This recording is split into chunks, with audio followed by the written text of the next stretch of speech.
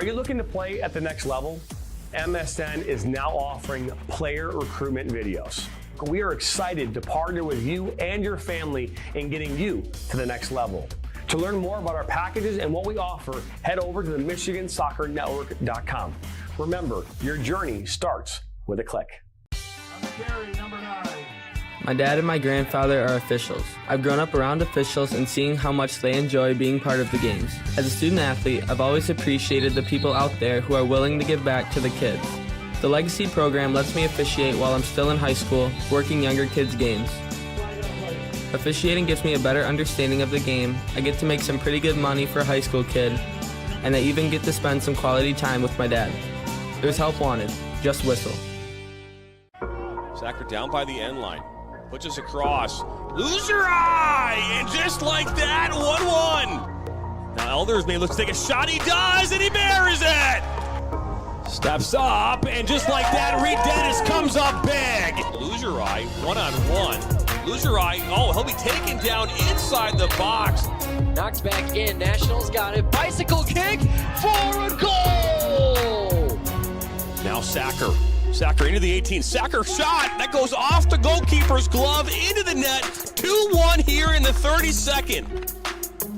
This one played in. That's a good ball. And that one goes in. And just like that, the Nationals now have a 1-0 lead. Walensky puts his far post. One-touch opportunity. And what a great goal that was. Joaquin Beatty of Ohio League. Look at that shot from Sevi Roy. My goodness, Sevi Roy with a left-footed banger.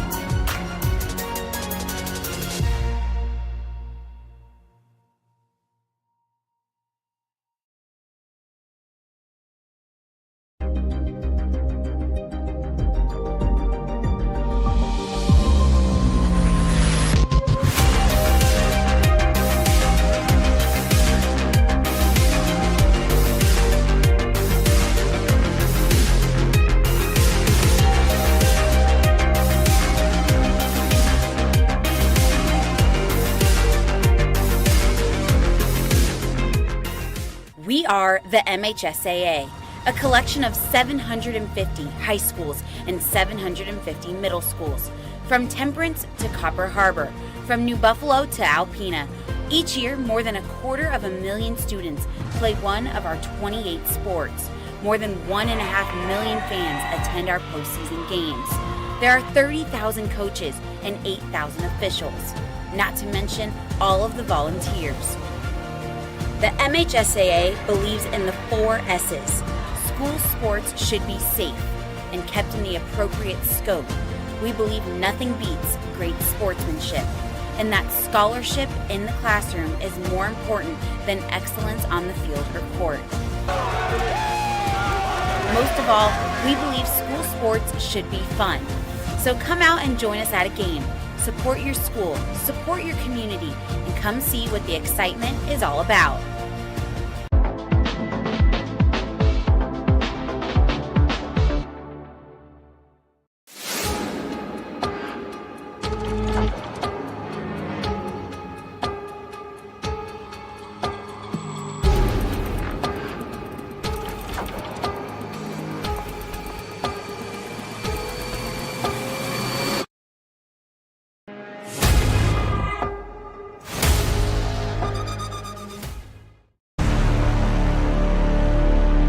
Cut it back on his left foot, and that goes in!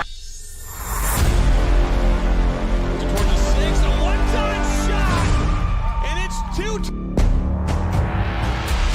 Now one with Etheridge, what a save!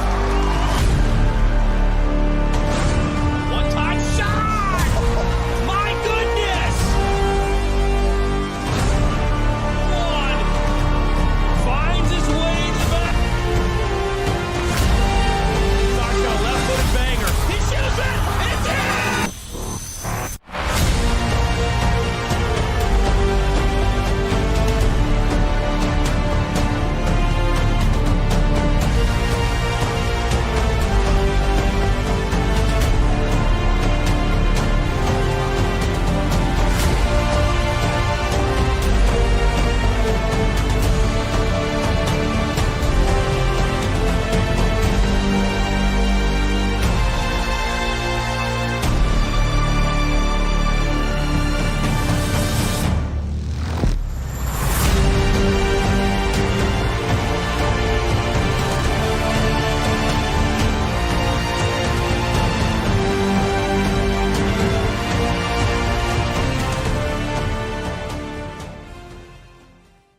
Michigan student-athletes, the Student Advisory Council's role is to convey the message of how high school sports are supposed to be played.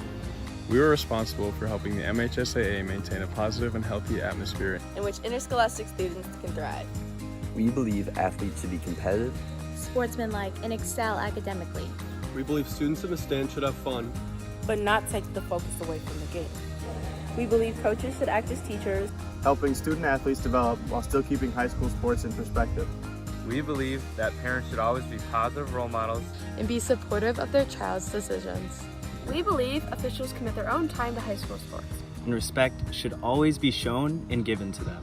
The most important goal for student athletes is to enjoy high school sports while maintaining a high level of respect for all those involved in the games. Enjoy the game.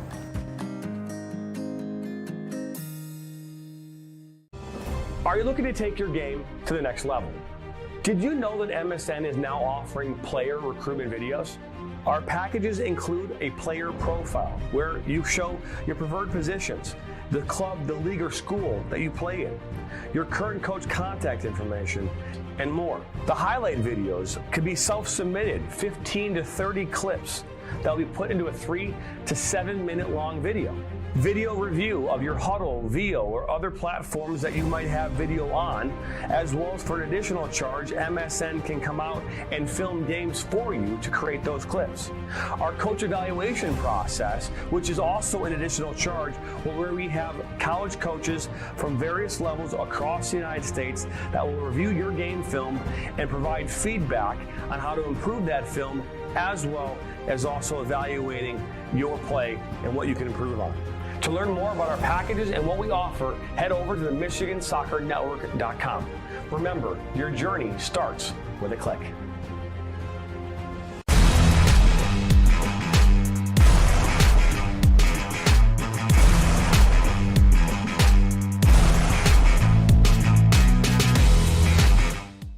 Our mission is to help players take their game to the next level and reach their potential. Not only do we help develop fundamental technical skills such as ball control in tight spaces with different surfaces, dribbling at speed and changing direction, using a variety of 1v1 skills to create space, receiving on a half turn, hook turn, and out of the air, finishing off the dribbling, one-touch, volleys, and headers.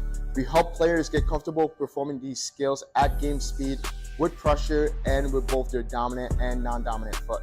In addition, we help players with their speed of play, awareness of space, defenders and teammates, and also dominate with our off-the-ball movement. We offer a variety of services such as one-on-ones, small groups, large groups, as well as team sessions. We have an experienced coaching staff that is professional, friendly, patient, while still holding players to high standards and holding them accountable. No matter what level you're at as a player, I'm confident we can help you get better. Over the past 3 years, we've built one of the best soccer-specific training facilities in the country and developed one of the most detail-oriented programs to help out players. Visit our website.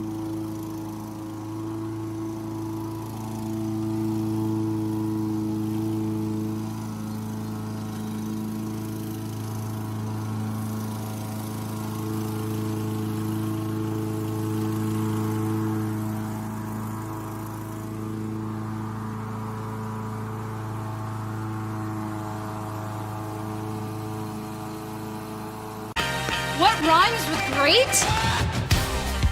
Participate. Where does greatness start? Here, in the classroom. On the diamond. In the pool. On the field. Where will your greatness take you? To better grades. To more friends. Yeah! Be great. Participate!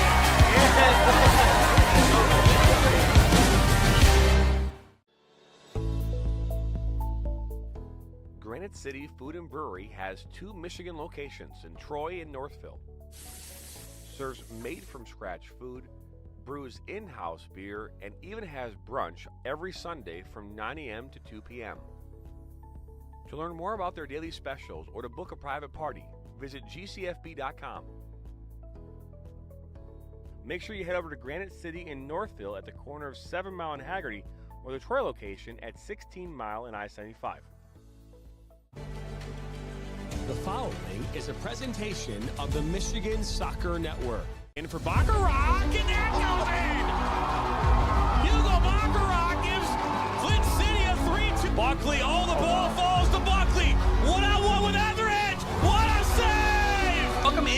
first ever MSN All-State Media Day for girls soccer. Jonathan Turner alongside Dan Stickrat. Ball comes in, a good hit! 1-0! Shot, another save from Etheridge! Rebound, and it goes in the back of the net. The Bulldogs up 1-0! Bersma, but then for Vlasma!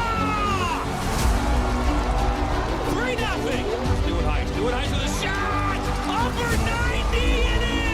Effectively today here on the Michigan Soccer Network, we are launching our new division of player recruitment videos. Mario Canoe now finds Sock. Finds Sock's got a left-footed banger. He shoots it, and it's in! The Red Hawks equalize! 3, 2. Now we're out. Phillips and assistant coach Mez Ali. And welcome to Grand Rapids, Michigan here at Aquinas College for today's matchup of the WHAC tournament semifinals for women's college soccer. As I bring in my partner Dan Stickrad, color commentator for this game, talk to us about this matchup and what you expect to see today. Well, Aquinas, as everyone knows, undefeated on the season, 15-0-1.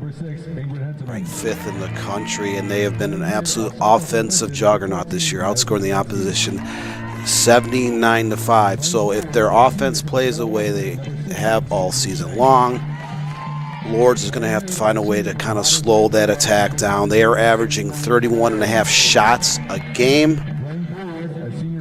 and that offense almost just a hair under 5 goals a contest. 4.94 is their average. It's one of the tops in the NAIA nationally, and their offense has been just a fine-tuned machine since the middle of August.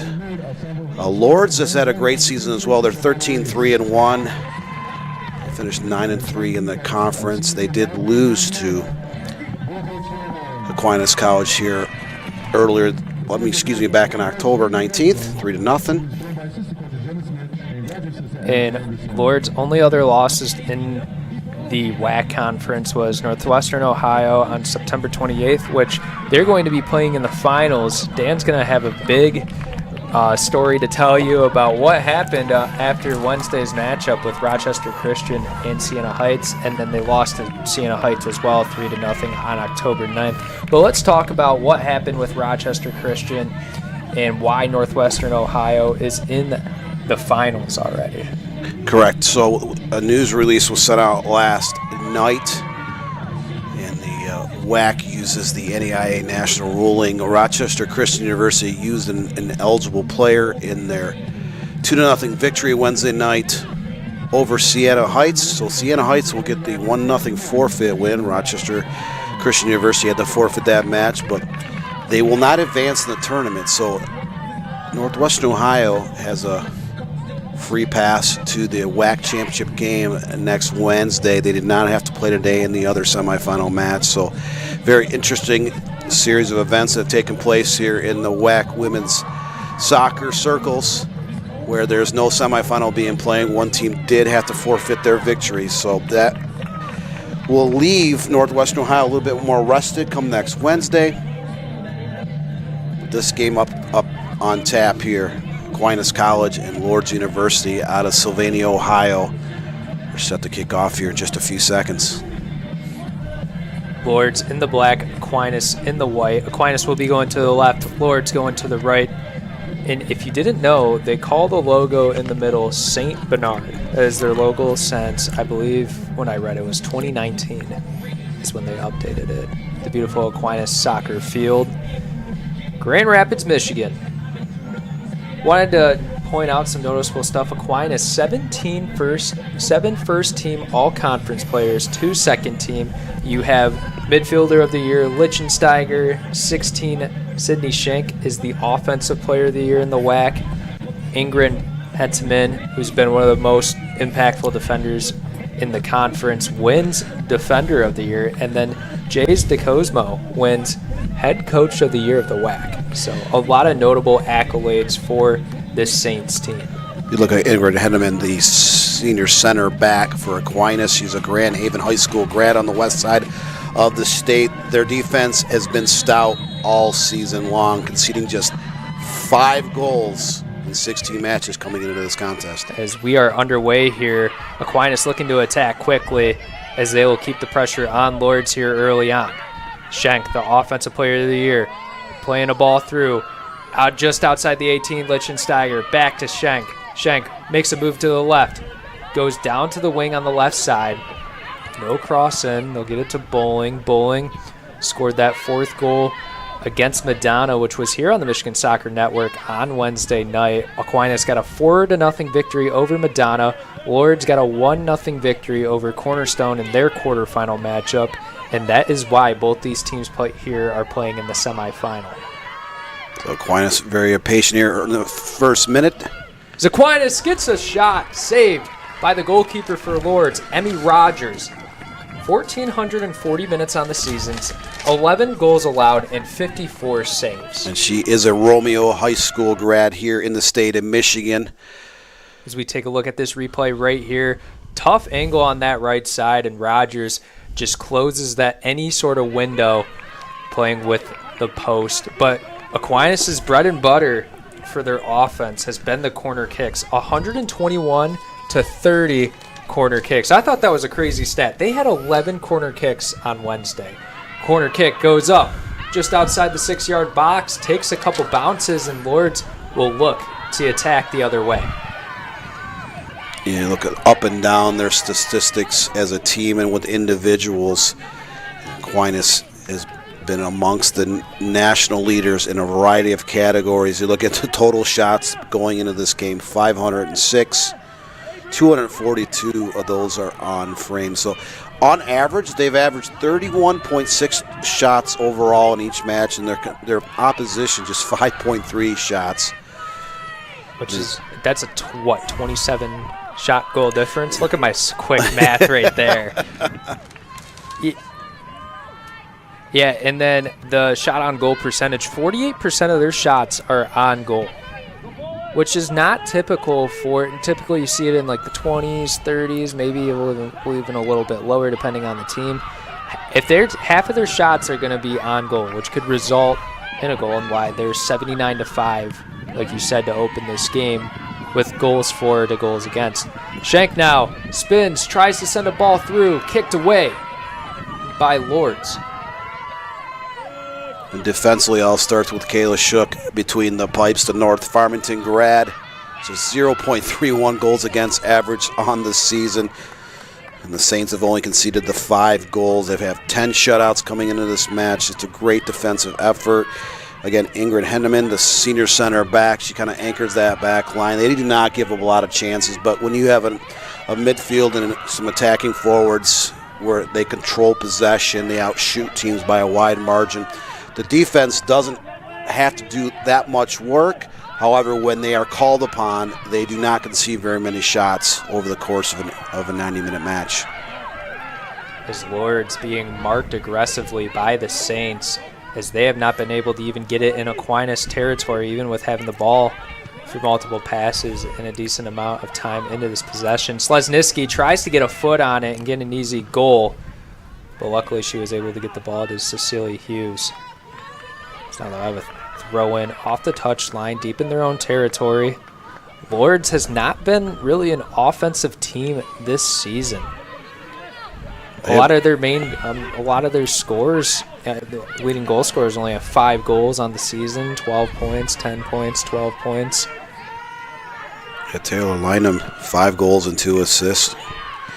Co-leader with 12 points on the season. They've only outscored the opposition 29-11 this season, but the Gray Wolves do have 11 clean sheets on the year. They've been shut out 4 times as well, so they're not a high-powered offensive team, very sound defensively.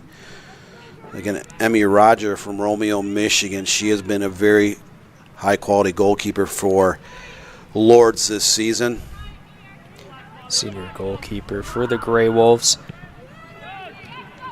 As Lourdes trying to get some offense cooking. It looks like they just try to slow play, take their time into possessions. There's no need to rush anything, but if you're playing against Aquinas, you got to be able to get a goal or 2 on the board to even create some breathing room. So they're keeping it in this back line. They'll send a shot down on the right side. It looks like linemen not able to get to the ball, stay in bounds, being taken by Bowling. Bowling sends a pass up to Schenk. Slesniski, who tries to pass it down to Gignac on that right side a little bit too long. And this happened with Aquinas on Wednesday, Dan, where the passes were just a little bit too long. They didn't seem really in sync. You mentioned that their only tie on the season is Cornerstone on the year, really late into the season. Now you could have said, oh, well, they already claimed their regular season, WHAC conference tournament. But in that first half, they seemed really out of sync moving the ball, but they put it together in the second half. So I'm wondering if maybe it's the cold weather. Players move a little bit different. You're not playing indoors at all. It's just there has to be something different, because when I saw this team play in the regular season finale versus Rochester Christian, I mean, they looked unstoppable. They really couldn't be challenged by anything. And Madonna gave them a little bit of resistance. So I wonder what Lourdes is going to do today. Deep pass sent in. Fielded just outside the 18, but too big of a touch right there. And the opposition comes away with it. So just about 6.5 minutes in, and Aquinas College has controlled possession so far. They do have the one corner kick and the one shot on target. Still scoreless at 0-0, but they have controlled possession. And but they're patient, but they know how to attack at the same point. So you can already see that every single field player on the pitch here today has already touched the ball. They've been working around. They pass it to the back four. They build it up, but they can get down in the field in a hurry. And Lourdes has to watch out for that, where they're being outpossessed, and then Aquinas is able to slip that ball through and get a forward down on the flanks or at the top of the box, able to get a shot off. It seems like Lourdes has 7 or 8 people playing back in their formation, not looking to get really any attack on offense, but they're keeping all their numbers to the defensive side. It seems to be a 5 in the back formation, which you don't see too much. It's like a 1-3-2-5 or something. I know that's not the exact formation, but it's something of that nature. I mean, you see 4 players in the shot right there on the back line. They're going to really try to limit the Aquinas chances within 30 yards of the frame.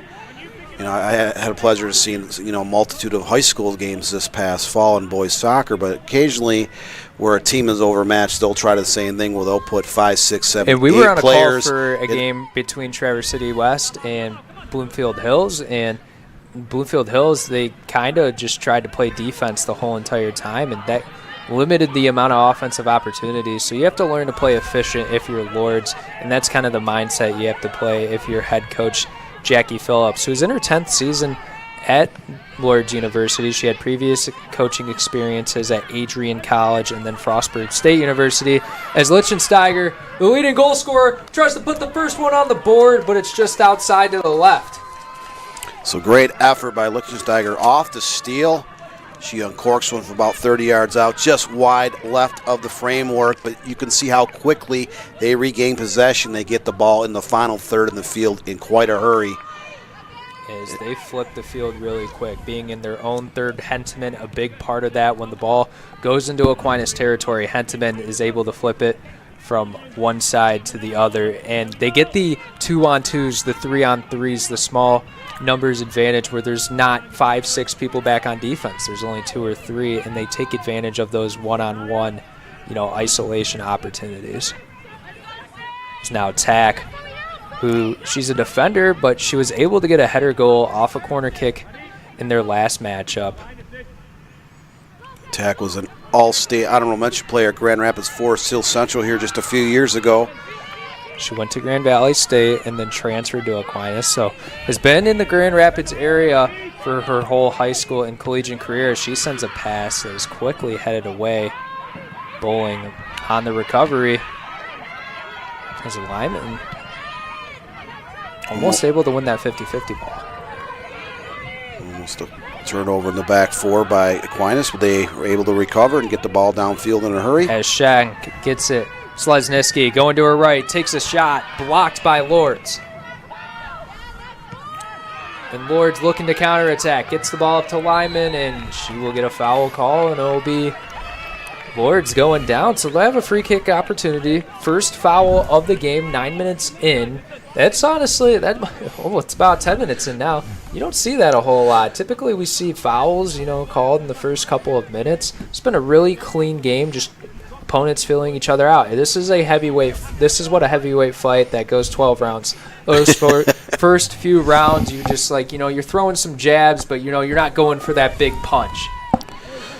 Sometimes the difference between men's and women's soccer, even like high school level, like boys and girls, high school and club, is you have a tendency to see a lot more fouls, a lot more cards on that side than you do in, of course, a women's or girls game. But just one foul combined against these two teams. We're about 10.5 minutes in.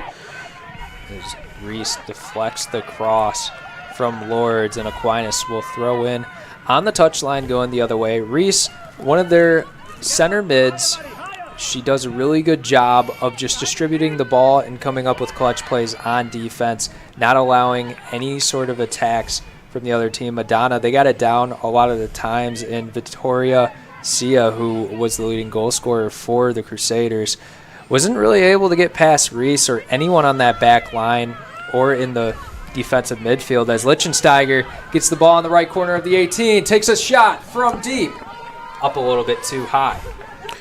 So 4-1 on total shots in favor of Aquinas College. Just one shot on target and one corner kick, as we're now in the 12th minute of the WHAC Women's Soccer Conference semifinals. Again, the winner of this match will face Northwestern Ohio next Wednesday night here at Aquinas. As Lourdes keeping it deep in their own territory, looking to send a shot deep, bounces, trying to get it to Lyman, who seems to be the standalone forward in this offense. As Reese sends a header to Schenk. Schenk to Lichtensteiger. Can she add on another goal to her season total? Will go outside to the left and be recovered by Rogers. So that shot just wide of frame. Roger keeps it in play. Roger was a standout goalkeeper for Romeo High School back in 2021. She led her team to their first ever district championship. They upset highly ranked, I believe they were ranked 3rd, Rochester Stony Creek. They knocked off Stony Creek 1-0 in that district final. She's had a great career for Lourdes here. Pass set in, and we're going to have a foul call on Lourdes. It looked to be on number 5, Elise Dodson. So that should be about 30 yards out, just right of center. As we see right here, just up in the air, vulnerable player. Gave her a little bit of a forearm, kind of like, a post player. And when you're defending a guy in the post in basketball, you give him a little bit of a forearm. She was airborne. The foul came, and now it'll be a wall of it looks like 4. And they typically have Alblid and Lichtensteiger take their set plays. More Luis Alblid, as she had 2 assists in their victory over Madonna. So it looks like it's going to be just touched in. Lichtensteiger takes the shot from deep, off the top of the woodwork. Shot, sent it by Sen, goes off the post. And Tack gets a 3rd one, but that one's way outside to the left, and it'll be a goal kick for Lourdes. Multiple opportunities for Aquinas, as let's take a look at the sequence right here. Alblid gets it to Lichtensteiger, and it hits the crossbar challenge, as much you not want to do actually in a game. Then it goes off the left post from Schenk, and Tack not able to get it to go in. Lichtensteiger with another opportunity, sends a pass to the right. And it looks like they will say offsides on Aquinas. Aquinas gets called offsides a lot, both on their men's and women's side as well. It seems to be their thing. They're aggressive on offense. They have another opportunity right here. And Lichtensteiger just going to pass it over. Schenk to Lichtensteiger. That ball was deflected, and it'll head to the back line of Aquinas. So just 14.5 minutes into this matchup, and it's been all Aquinas College. 8-1 in total shots, 1-0 with shots on frame, and 1 corner kick. We just saw in that last sequence here about a minute ago where the Saints were able to get off 3 shots. 1 clanks off the crossbar, the rebound shot goes off the left post, and the 3rd shot goes just wide. But they have controlled 95% of this match, as there is a quick foul against Aquinas. But since the opening kickoff, Aquinas has been able to utilize that whole field. They're getting everyone involved in that attack. Once their midfielders get the ball, they get it down into the danger zone in a hurry. As Lourdes will take another free kick, their 2nd one in this possession. as they're holding the ball at midfield. Emily Wade confused. She took that short set piece, and the referee sends it back. There's deep pass to the left side, headed away by, it looks like, Bowling.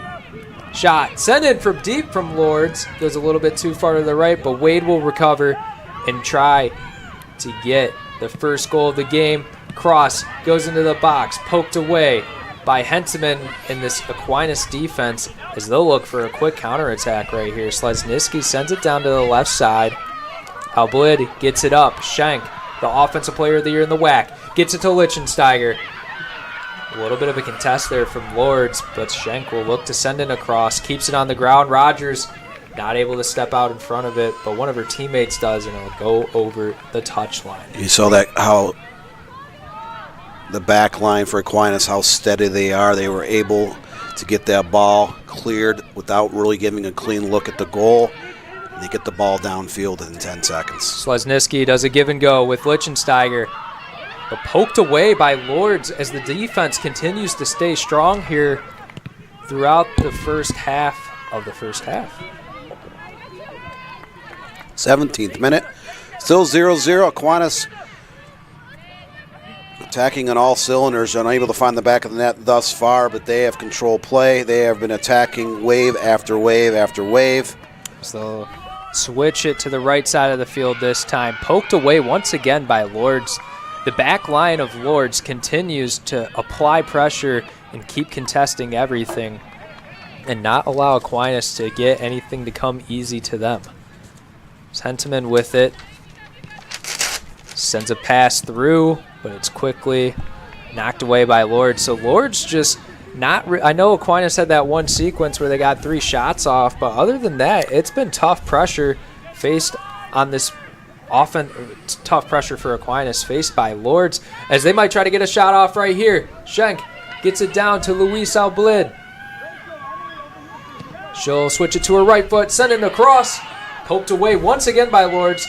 Second time, Bowling sends in a shot from deep, and that one could have gone over a skyscraper. A little bit high. The ball right just there. kind of bounced up in front of Bowling. She tried to caroon that ball, but it was bouncing too high. Unable to put that shot on target. But again, that's 9 total shots for Aquinas, just 1 on target. But you can see when they get the ball on the attack, how quickly they get it down within 30 yards. They're knocking the ball around, getting everyone involved.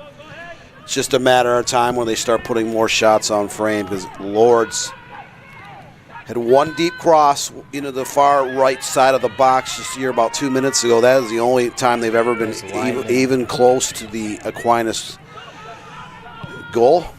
It's Aquinas looking to attack once again. Lourdes has it in their back line, but able to stick with it is Slesniski, as that one's going to go out on the end line and be a goal kick for the Grey Wolves.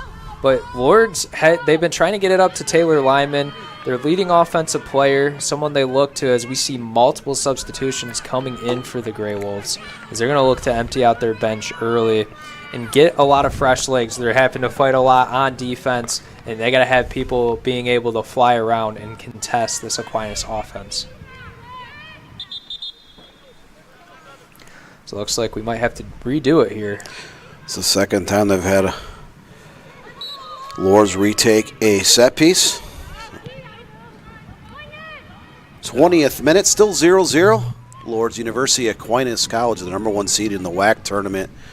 Undefeated at 15-0-1 on this season. They have been clicking on all cylinders except for finding the back of the net.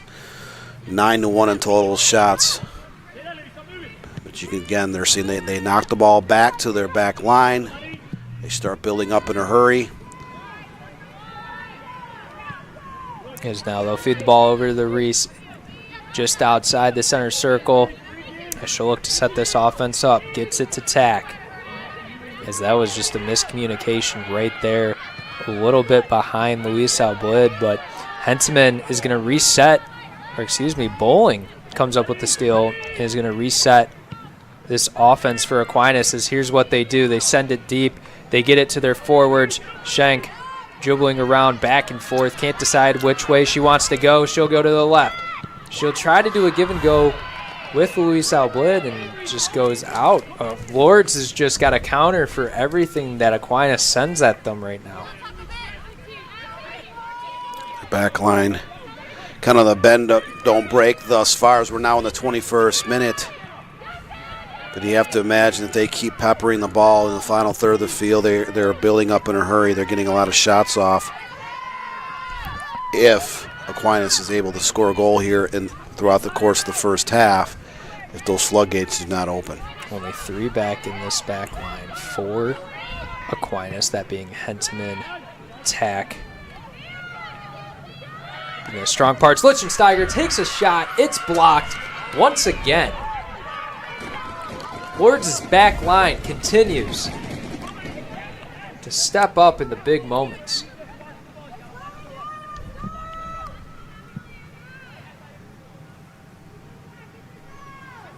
Looked like that shot was blocked by number 15, Sophia Larrabee. So Marie-Louise Bild have to take the corner kick from the far right side. She's from Denmark. It's the corner kick. Goes up high, gonna go to the left side. Tack tries to get another header in like she did in the quarterfinal, but it's sent out once again by Lourdes. Reese puts a stop on the deep pass from Lourdes, and Aquinas will look to take another shot quickly. Lourdes is not playing more than one player up top here in the first 23 minutes. So now it looks like they have. Looking to get a counter attack, but Aquinas again, look how quickly they get the ball down on the final third of the field. And they are again getting everyone involved all over that field. They're building up, but they're building up in a hurry. So foul called on Aquinas' offense. It's the second time Aquinas has had the ball or had a foul called on the attack. So Lourdes will send in a free kick from about that 1/3 line. That pass is sent deep to the left side, stopped by Bowling. And now it's Aquinas looking to attack the other way. Cecilia Hughes able to clear it out for Lourdes, but Aquinas once again just able to regain possession so quickly. They'll send one down to the right side for Schenk. Can she keep it in? She does, but it's taken away by Lourdes. Now Lourdes not able to get an offensive attack. Once again, Bowling on the interception. Can they turn it into a goal? Play for Lichtensteiger. Emmy Rogers comes up with a big save. So now they'll get it to Wade and let this offense try to get something going on the attack. Lyman wanted a foul call right there, not able to get through the physical contact. And Aquinas will go down on the left side, or you thought. It goes out on the touchline, and Lourdes will throw in the other way. We talked about early in the game, Aquinas is averaging 31.6 shots a game, already 12-0 on total shots, 2-0 with shots on frame, and 2-0 on corner kicks, unable to find the back of the net just yet. But they are consistently, when the attack isn't working, they'll knock it back to the defenders, and they build up in a hurry, and they just keep attacking in ways. It's almost like it's just the reload speed for Aquinas' offense is so quick. It's not just like, oh, we attack on offense and we're not going to touch the ball for 5 minutes and let Lourdes be in our possession. No, it's 10 seconds and then we're back at it. It's just like running suicides with the really hard-nosed coach. It's quick. As you see right here, Reese. Another turnover, yep. Another turnover for Aquinas. They get the ball over to Schenk. Can she get the first goal of the game? Able to maintain possession. She'll take a shot, and it'll go in the net. Sydney Schenk gets the first goal in the 26th minute and proves why she's the WHAC Offensive Player of the Year. And Aquinas has a 1-0 lead in the WHAC tournament semifinal. Schenk on an unassisted goal. She beats her defender right here. Finds a little bit of open space, and she tucks it into that far post. Emmy Roger had no chance on that shot. So the 13th total shot of the afternoon finds the back of the net for Aquinas College. And you have to ask yourself the question, is this the way to kind of open up those floodgates? They have been peppering the Lourdes defense this entire match. We're now 25 and a half minutes into the game, and it has literally been on the feet of the Saints for about 98% of this match, but they've been able to take that 1-0 advantage. How about that celebration after the little bow and arrow? That's one's always a classic right there. 15th goal of the season, 34 points now for her as she continues to dominate. You know, you get the accolade of Offensive Player of the Year, and now you prove it here getting the first goal of the game. And if you're Lourdes, you can't let the goals pile on. It's Wade trying to play up very aggressively for Lourdes. They get the ball back to Shuck, who we haven't said her name since the beginning of the game, introducing her as the starting goalkeeper. And she hasn't had to do much. And Lourdes has not been able to get off a shot this game. She's played a couple pass backs, and that's all the work she's been having to do here in the first 25 and a half minutes. Only 5 goals allowed on the season. Only 36 saves, too. And she doesn't have to do a whole lot. Like, we've done a lot of Rochester Christian games, and Sabrina Kirakoza had I think in the final game, she had to have 84 saves just because, there's a lot more work to do. This back line for Aquinas and everyone in the center mids, on the outside, even in the attack's able to play defense really well and intercept it. They just do such a good job, as that's a deep pass for Probst as she checks into the game for the first time, but it'll fly to Emmy Rogers' hands. But Shuck, when she has to step up, she does, but she's not asked to do too much. Again, you look at the way they knock the ball around. They're finding a lot of great space. They use every inch of that field, getting everyone involved. But then you look on the offense end of the field throughout the course of the season. When you're able to do that, you obviously, 2 things. You have a lot of depth because they've been able to use a lot of players this year. But 17 different players have at least 1 point on this season. 15 players have scored. 15 different players have drawn assists. So you can see how deep they are. They get everyone involved in the attack. It's, again, I mentioned this early in the broadcast, it's kind of like a wave after wave after wave, like on a seashore. And you have 5 players with 20 or more points, and again, 15 players have scored goals. You can see what kind of offense that has been able to generate throughout the course of the season. Over 500 total shots, close to 250 shots on target. That's rated just a hair under 48% coming into this match. As a wise man once said, Wayne Gretzky, you miss 100% of the shots you don't take. So, and Aquinas, they might have that coach or that quote in the locker room or somewhere, because, I mean, they take 32 shots on average a game, and they're well on their way to that average here in this matchup. As Aquinas, once again, the deep passes are just their bread and butter. Gets the ball over to Lichtensteiger, the leading goal scorer for this team, 17 on the season, as Schenk gets it over to Alblid, and that one's just going to roll out over the end line. Try to put a little bit of different pace or different speed on that shot, and this time it just slowly rose over the end line instead of being rocketed super high up into the air. But luckily they had that back net there. We'd have a lot of people going into the parking lot and jumping over the fence. As you can see, a lot of people are here for this matchup. You see it in the stands, you see it in the parking lot as well. Yeah, more and more people are starting to walk over towards the soccer pitch here at Aquinas College. This is about 6-7 miles northeast of downtown Grand Rapids. Beautiful campus there in the area. A lot of small colleges throughout the Grand Rapids area, but a lot of very quality collegiate soccer teams. You got Grand Valley State, you got Davenport, just to name two GLIAC schools.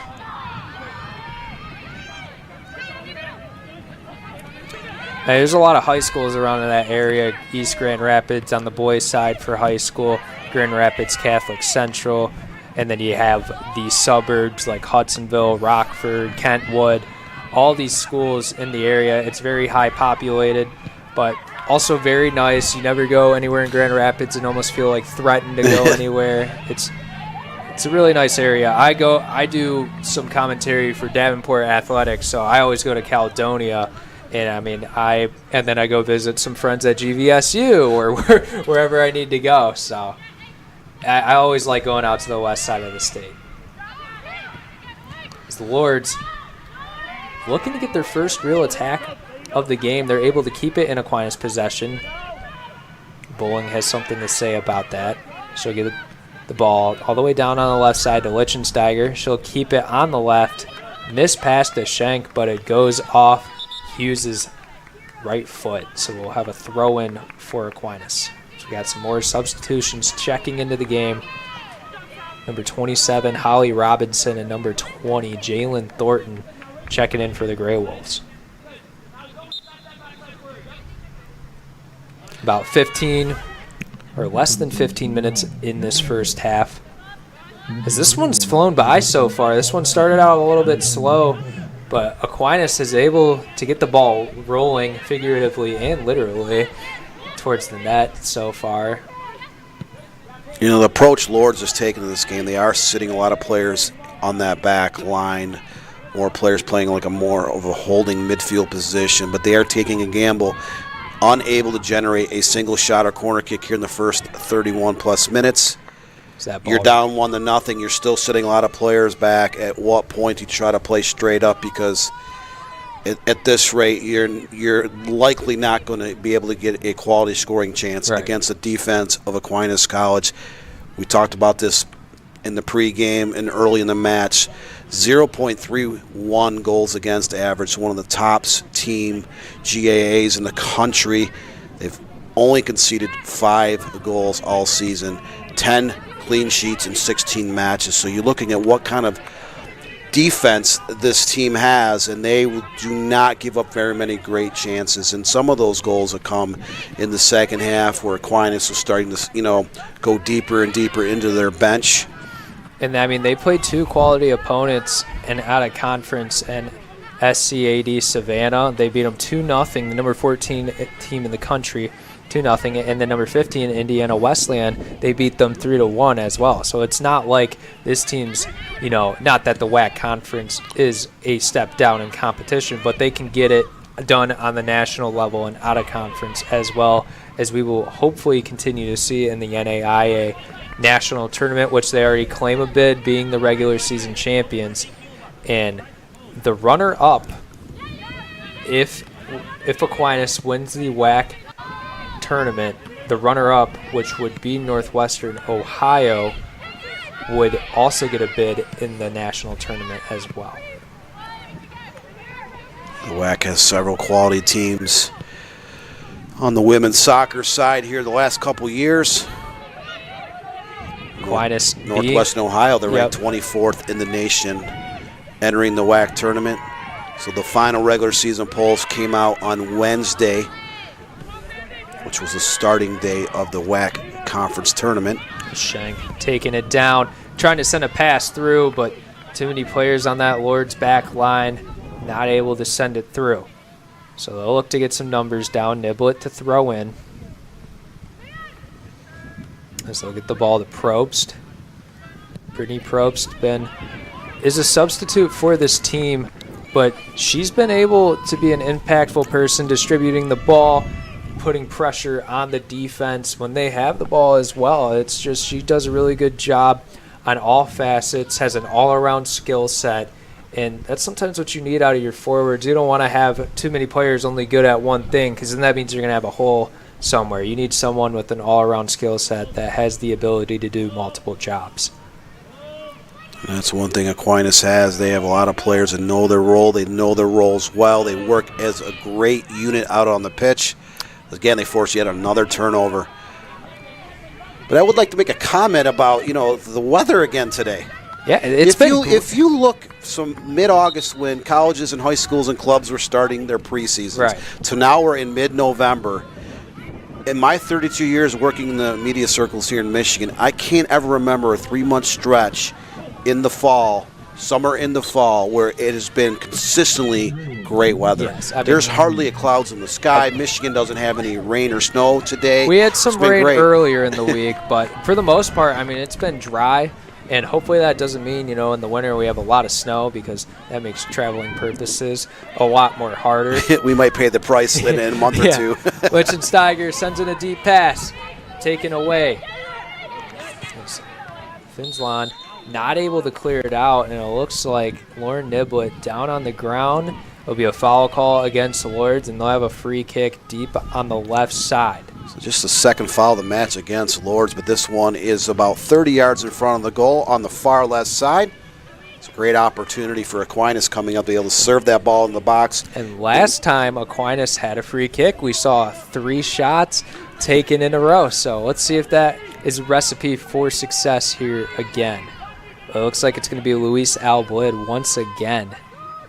One of the international players for this Aquinas team being from Denmark. You also have Lichtensteiger, who's from Ontario, Canada as well. Alblid's corner kick, or excuse me, free kick, goes into the box. Prost puts it on the ground, sends a shot through, but too many Lourdes defenders in the way. So Lourdes defense come through again. They've been able to clog up that center of the park throughout the course of the match. We're now about 36 minutes into the game. My mistake. We're going to have a goal kick. We only got about less than 9 minutes left in this first half. Lourdes not able to get any real offensive opportunity is Abigail Kramer, the freshman from Caledonia, Michigan, checks in.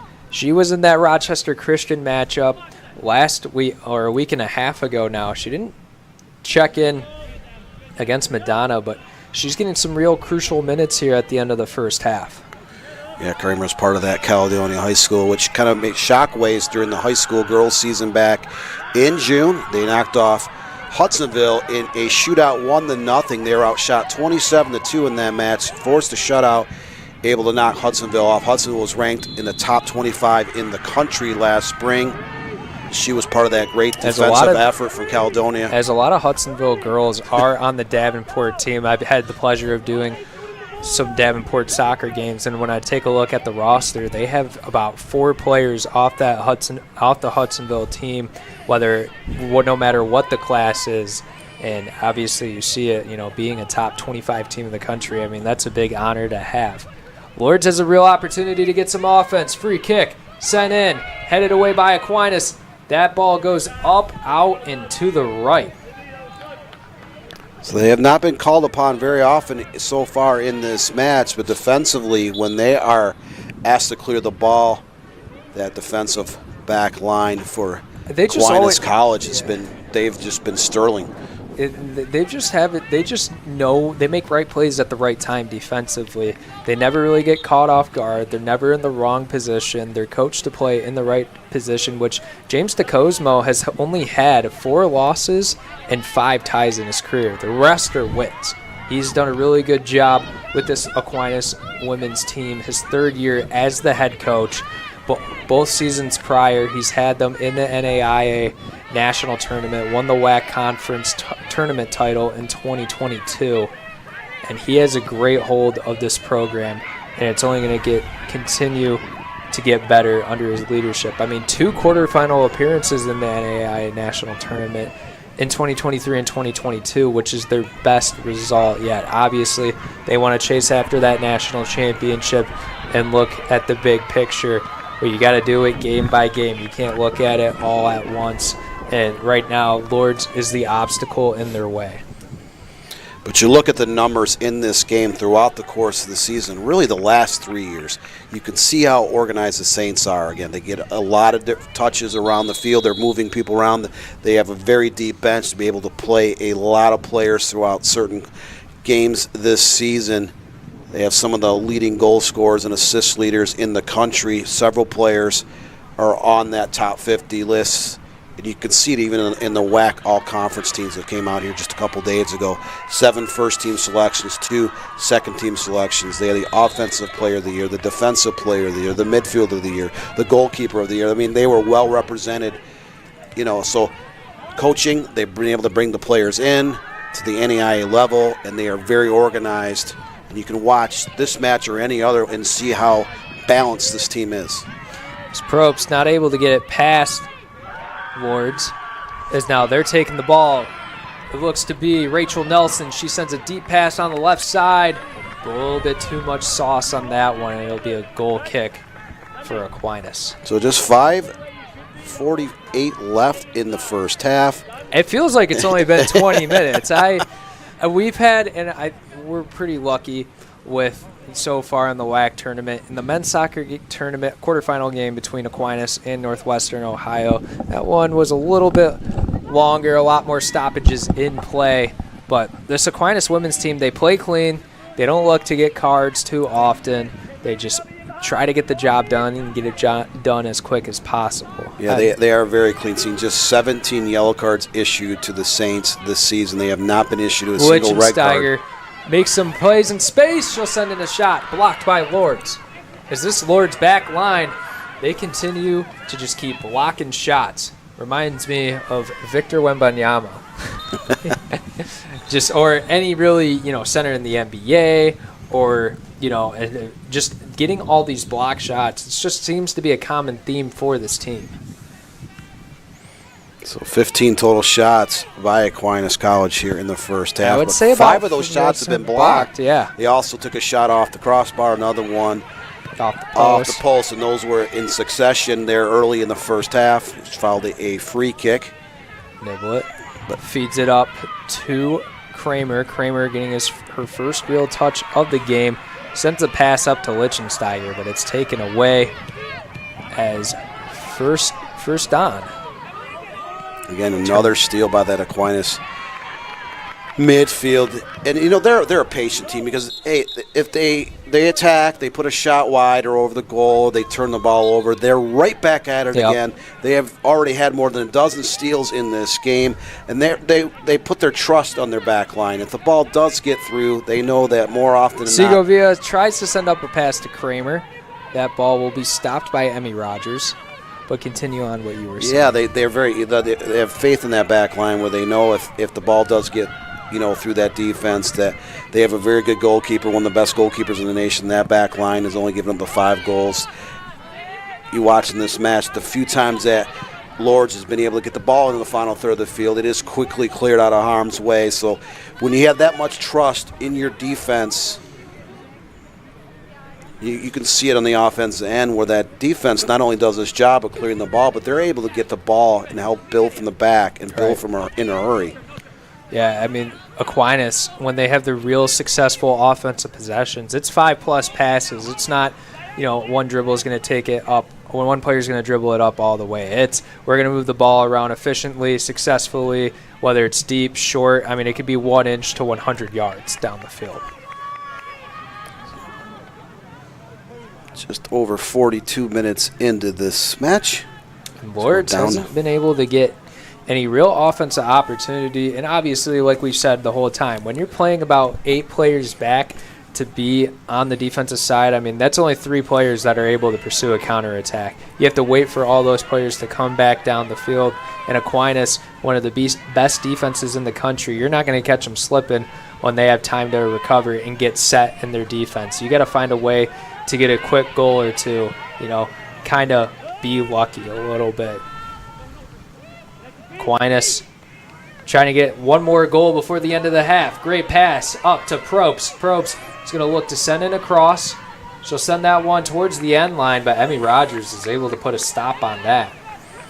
Looked like the cutoff right there, the way she was able to come up to it, and came so easy into her hands. And now Nelson is going to take it down to the right side, taken away by Tack. Tack goes on the ground, but no foul called because Aquinas still with the possession. Nibble it up to Probst. Probst sends it over to Bowling now. Bowling dribbling towards the middle. Easy pass to Segovia laterally. She'll send a pass down to the left corner. Nibble it gets it intercepted by First Don. Tack once again able to just put a stop on the ball.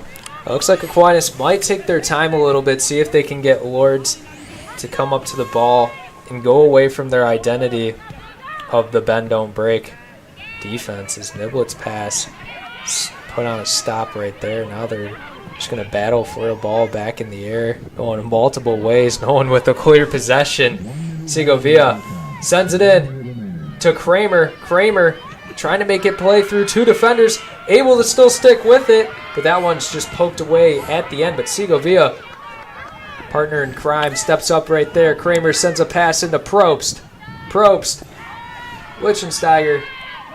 Aquinas not able to get a real shot off. You see about 8 Lourdes defenders right now just putting a stop on this offense, as they'll finally have it end with Emmy Rogers touching the ball. But that was a minute of offense. Yeah, right I mean, there. you can see how relentless the Saints' offense is. They just keep knocking the ball around. When a player loses the ball, they don't sit there and put their hands on their waist, shake their head. They're right back at it. They're trying to, get the ball back. Their ball winning in this match has been incredible. Even when they turn the ball over, they get right back to it. They're forcing Lourdes into making a quick bad decision. Again, we're just in the final minute of the first half, but their offense has been as sharp as attack here in the first 45 minutes. As the first 45 minutes end, Aquinas has a 1-0 lead over Lourdes University in this first half. Second half will be coming up shortly, but I wanted to talk to you, Dan, just about, we've seen it all game.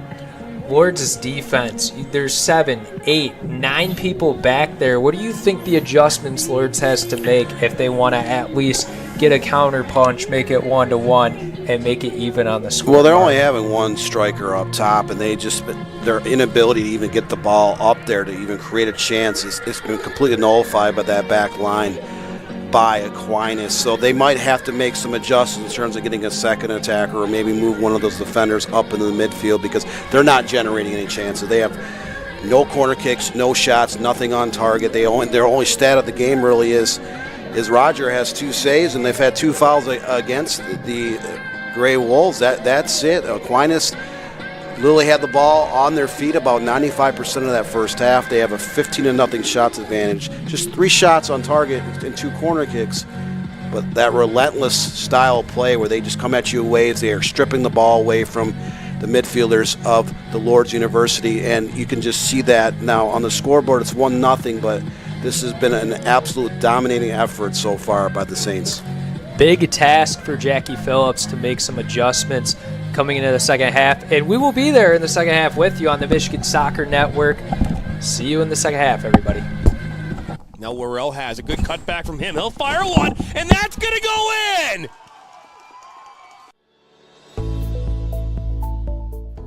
Granite City Food and Brewery has 2 Michigan locations in Troy and Northville. Serves made-from-scratch food, brews in-house beer, and even has brunch every Sunday from 9 a.m. to 2 p.m.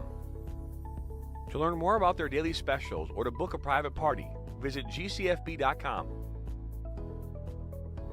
Make sure you head over to Granite City in Northville at the corner of 7 Mile and Haggerty, or the Troy location at 16 Mile and I-75.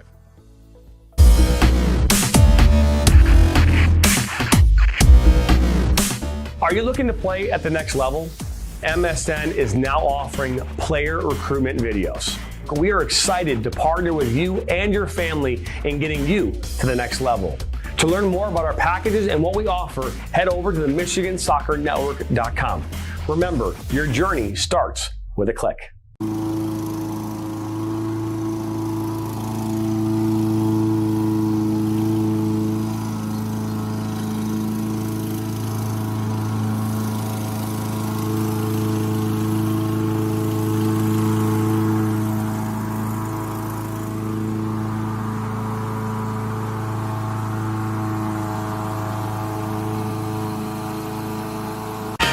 What rhymes with great? Participate. Where does greatness start? Here, in the classroom. On the diamond. In the pool. On the field.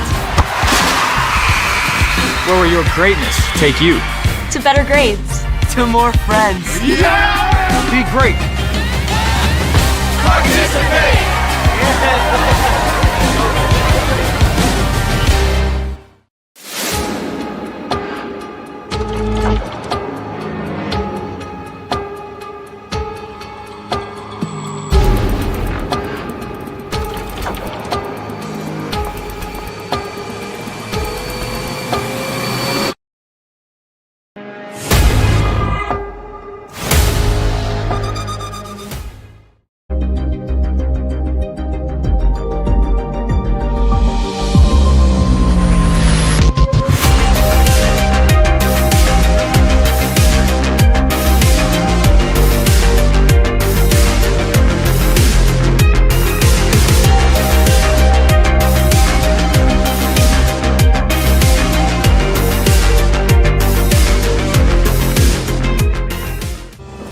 you looking to take your game to the next level?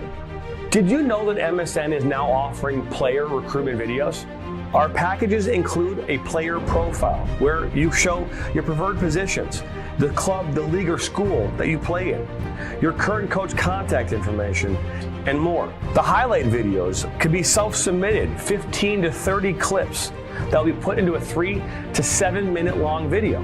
Video review of your Huddle, VO, or other platforms that you might have video on, as well as for an additional charge, MSN can come out and film games for you to create those clips.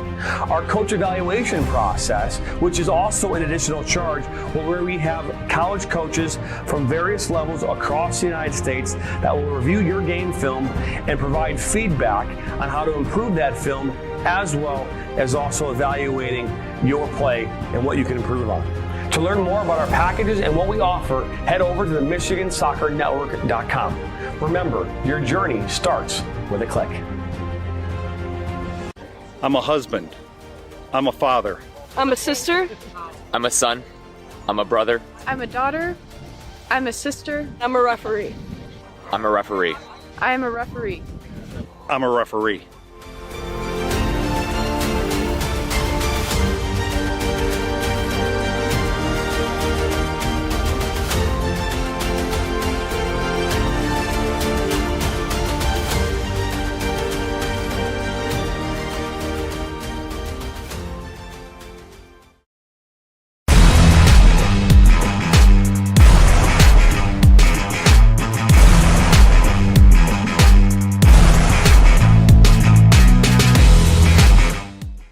Now Worrell has a good cutback from him. He'll fire one, and that's going to go in!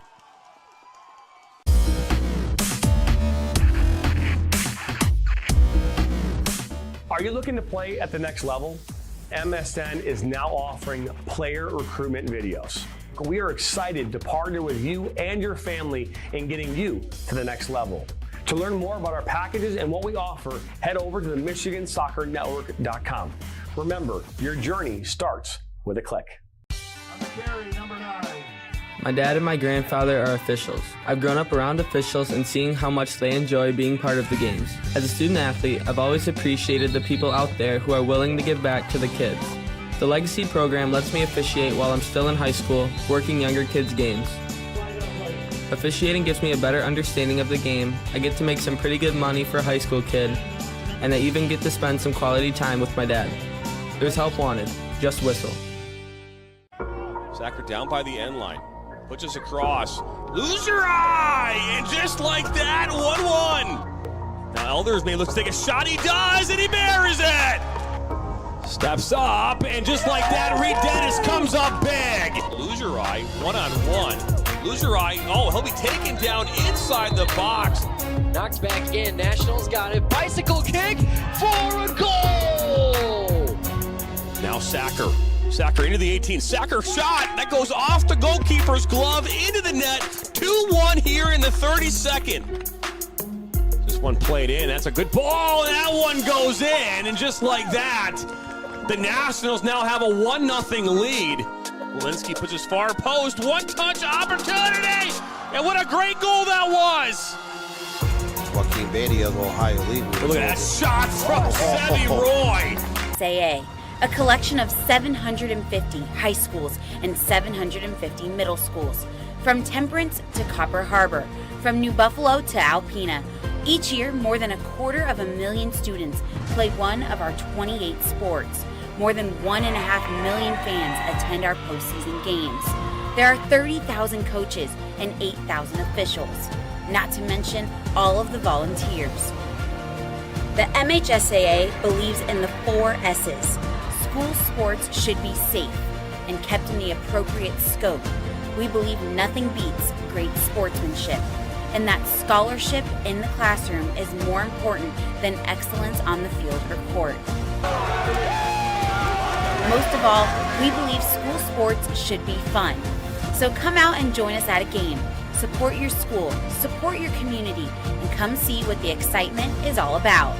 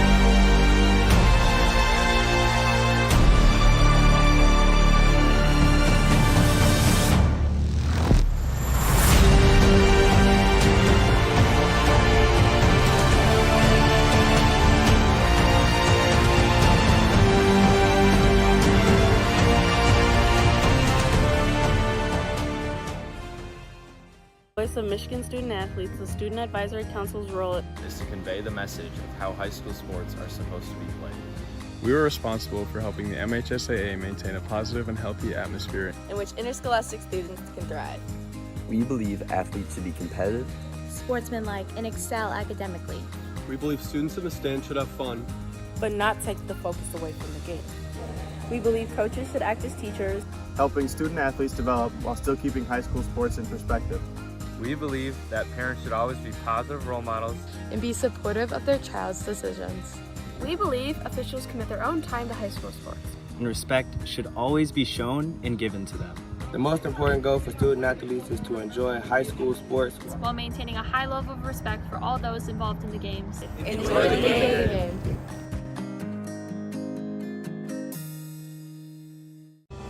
Are you looking to take your game to the next level?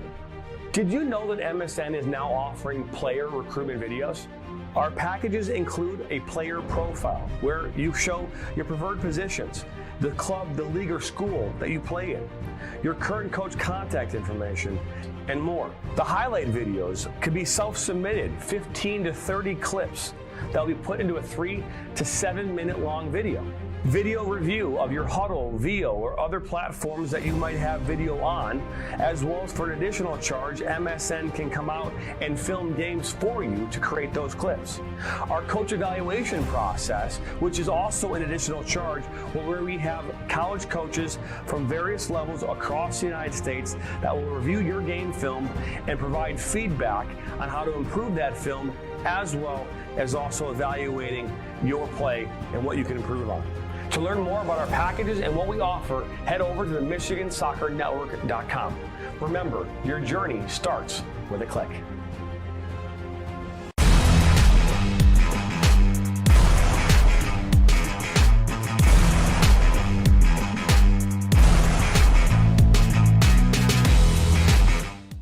Our mission is to help players take their game to the next level and reach their potential. Not only do we help develop fundamental technical skills such as ball control in tight spaces with different surfaces, dribbling at speed and changing direction, using a variety of 1v1 skills to create space, receiving on a half turn, hook turn, and out of the air, finishing off the dribbling, one-touch, volleys, and headers.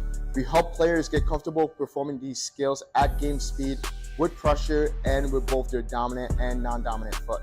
In addition, we help players with their speed of play, awareness of space, defenders and teammates, and also dominate with our off-the-ball movement. We offer a variety of services such as one-on-ones, small groups, large groups, as well as team sessions. We have an experienced coaching staff that is professional, friendly, patient, while still holding players to high standards and holding them accountable.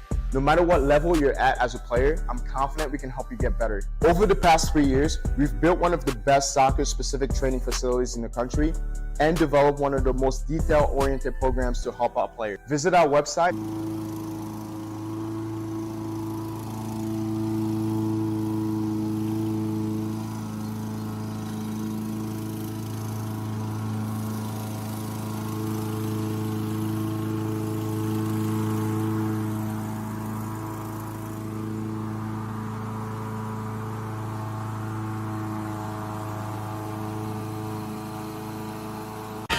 What rhymes with great?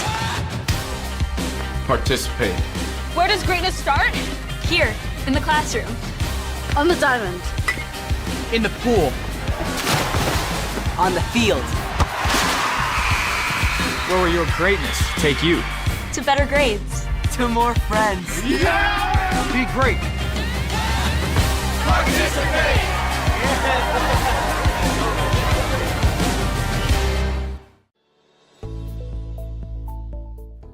Granite City Food and Brewery has 2 Michigan locations in Troy and Northville. Serves made-from-scratch food, brews in-house beer, and even has brunch every Sunday from 9 a.m. to 2 p.m. To learn more about their daily specials or to book a private party, visit gcfb.com. Make sure you head over to Granite City in Northville at the corner of 7 Mile and Haggerty, or the Troy location at 16 Mile and I-75. The following is a presentation of the Michigan Soccer Network. And for Baccarat, and that goes in! And we're back here at the start of the second half. Aquinas leads Lourdes 1-0. Aquinas will attack to the right now with Slesniski kicking it off, and we are started here in the second half. Noah Drury alongside Dan Stickrad. Dan, we talked about it in the first half. What adjustments had to be made for Lourdes if they wanted to be, competitive in this game, get that counter punch? But it looks like they're going to play 3 people up and about have 8 people back there to try and stop what has been a really good Aquinas offense. You say 15 shots to 0 in the first half. As they're looking for their 16th here, Emmy Rogers not able to get hands on it. She touches it, and it's going to most likely, they'll say it's a goal kick. I don't know if it almost looked like from my angle that ball skirted off either her hands or one of the defender's feet, but the referee says otherwise. But, yeah, if you are Lourdes, you need to find a way to make an adjustment to generate more offense, because you're down 1-0 to a team that's given up 5 goals in 16.5 matches, so you're generally not going to be able to generate very many chances. You need to find a way to figure some things out. Now, if you are Aquinas, just play the way you've been playing. Yep. The way you've been playing all season has been a recipe of success. Keep building that out. Keep knocking the ball around to your defenders, your midfielders, finding the seams up top, and the goals will come. They're up 1-0 here early in the second half, but again, Lourdes, they have to make some adjustments, because you're down 1-0 to a team that's given up 5 goals. You're not going to be able to force a shootout, overtime in a shootout, playing that style of soccer. I mean, that back line of Aquinas, they just do not give up very many chances. No, they do not. As we have a final from the men's soccer side of Aquinas, they win 3-0 over number 1 seed Madonna, and they will go to the finals and play the winner of Indiana Tech and Lourdes University. So we might have another Aquinas Lourdes matchup, and they will not host. They will have to travel either to Indiana Tech or Lourdes. So Sylvania, Ohio, and Indiana Tech's in near the Fort Wayne area. As Bowling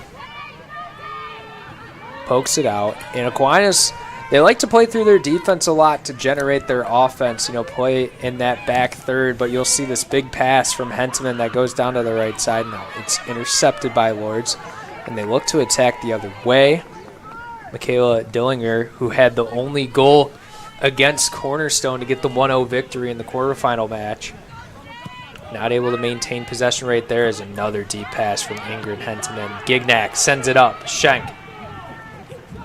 Could she get her second goal? She passes it over Slesniski. Slesniski tries to send it across, but the story of the day is Lourdes being able to block shots. But a corner kick coming up for Aquinas, their third of the game. And they scored off 2 corner kicks in that quarterfinal match versus Madonna. Avery Tack getting a big header in one of them. And she'll definitely want to put that on our highlight tape at the end of the season. So Luis Alblid has taken all the set plays for Aquinas. She had a long day with 12 of them against Madonna. She is their set piece specialist. She cranks it inside the middle of the box. Header missed by Aquinas. It's going to go rolling to the left side. Tack hustling to it, but Lourdes is able to clear it out and reset their defense. It was a perfectly served ball about 3 or 4 yards out in front of that goal. It goes right through traffic. Really no one even gets a touch on that from either side, so the ball kind of cruises harmlessly out of bounds to the far side, but Aquinas looking to rebuild here in a hurry. So Lourdes able to head it down into Aquinas territory, but it will be stopped at that St. Bernard logo. And Aquinas will look to attack the other way. Gignac sends in a pass into the 18. Emmy Rogers will watch that one roll out on the end line.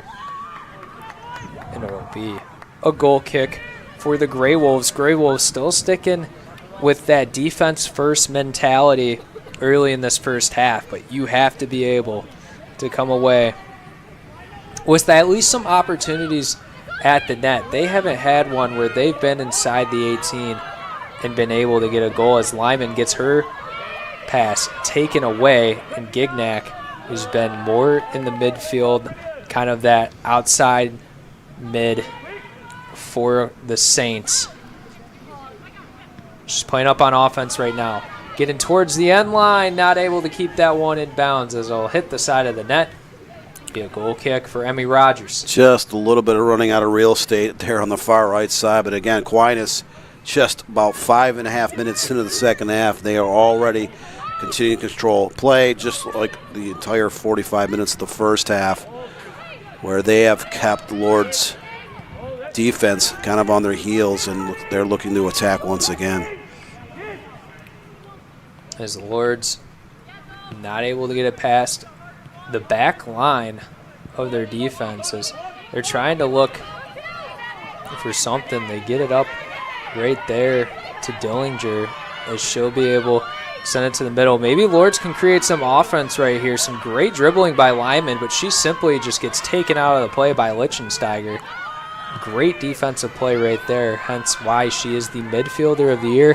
But she also leads this team in goals and assists. 48 points total on the season, 17 goals, 14 assists. She's been the focal point of this offense for Aquinas. Again, this team has had 17 different players record points. She has been a key cog in this offensive machine this season. They have so many players have been able to put the ball in the back of that. 15 different players have scored. Where if she has an off game, the Aquinas coaching staff understands they have other kids that they can rely on up top as targets to be able to put the ball in the back of the net. Sosniski turns, gets inside the 18, able to maintain possession, no foul called, and Lourdes will clear it out. Selesniski, one of their main forwards, main strikers on this Saints team. She's probably one of the best at individual ball handling. She is a sophomore from Fenton, Michigan. She's been a very vital piece in Aquinas being successful. 5 players with 20 or more points, 7 with 11 or more points, 8 players with 9 or more points throughout the course of the season. And then you have several players who have 6, 5, 4, and 3 points on down the list. It's been an incredible depth being used this season. A ton of players have been able to get involved in that offensive attack for Aquinas College, and you see that on the scoreboard where they're a team that, even though they're only up 1-0 here in the second half, 4.94 goals a game and over 500 shots on the season coming into this game. And defensively, just 5 goals conceded. That winning recipe has led to a 15-0-1 overall record. So Aquinas, less than 45 minutes away from advancing to the WHAC tournament finals for the 3rd year in a row, unless Lourdes can find a way to generate any type of offense, yet they have not been able to even collect a single shot or corner kick in this match. Yeah, it will be a foul call on Lourdes as they looked to get some sort of offensive attack on that possession. It was stopped short by Bridget Sherman, the junior, who does not start for this Aquinas defense, but she's a vital piece that comes off the bench from Valparaiso, Indiana.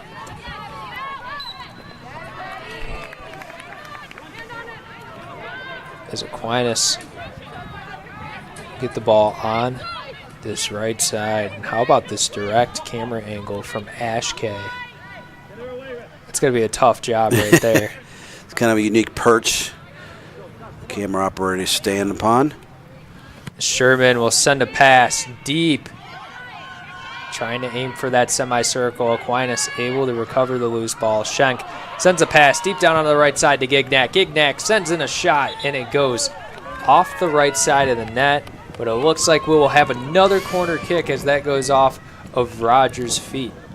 So that ball, you would think that she would try to cross that. She was trying to sneak it into the near post.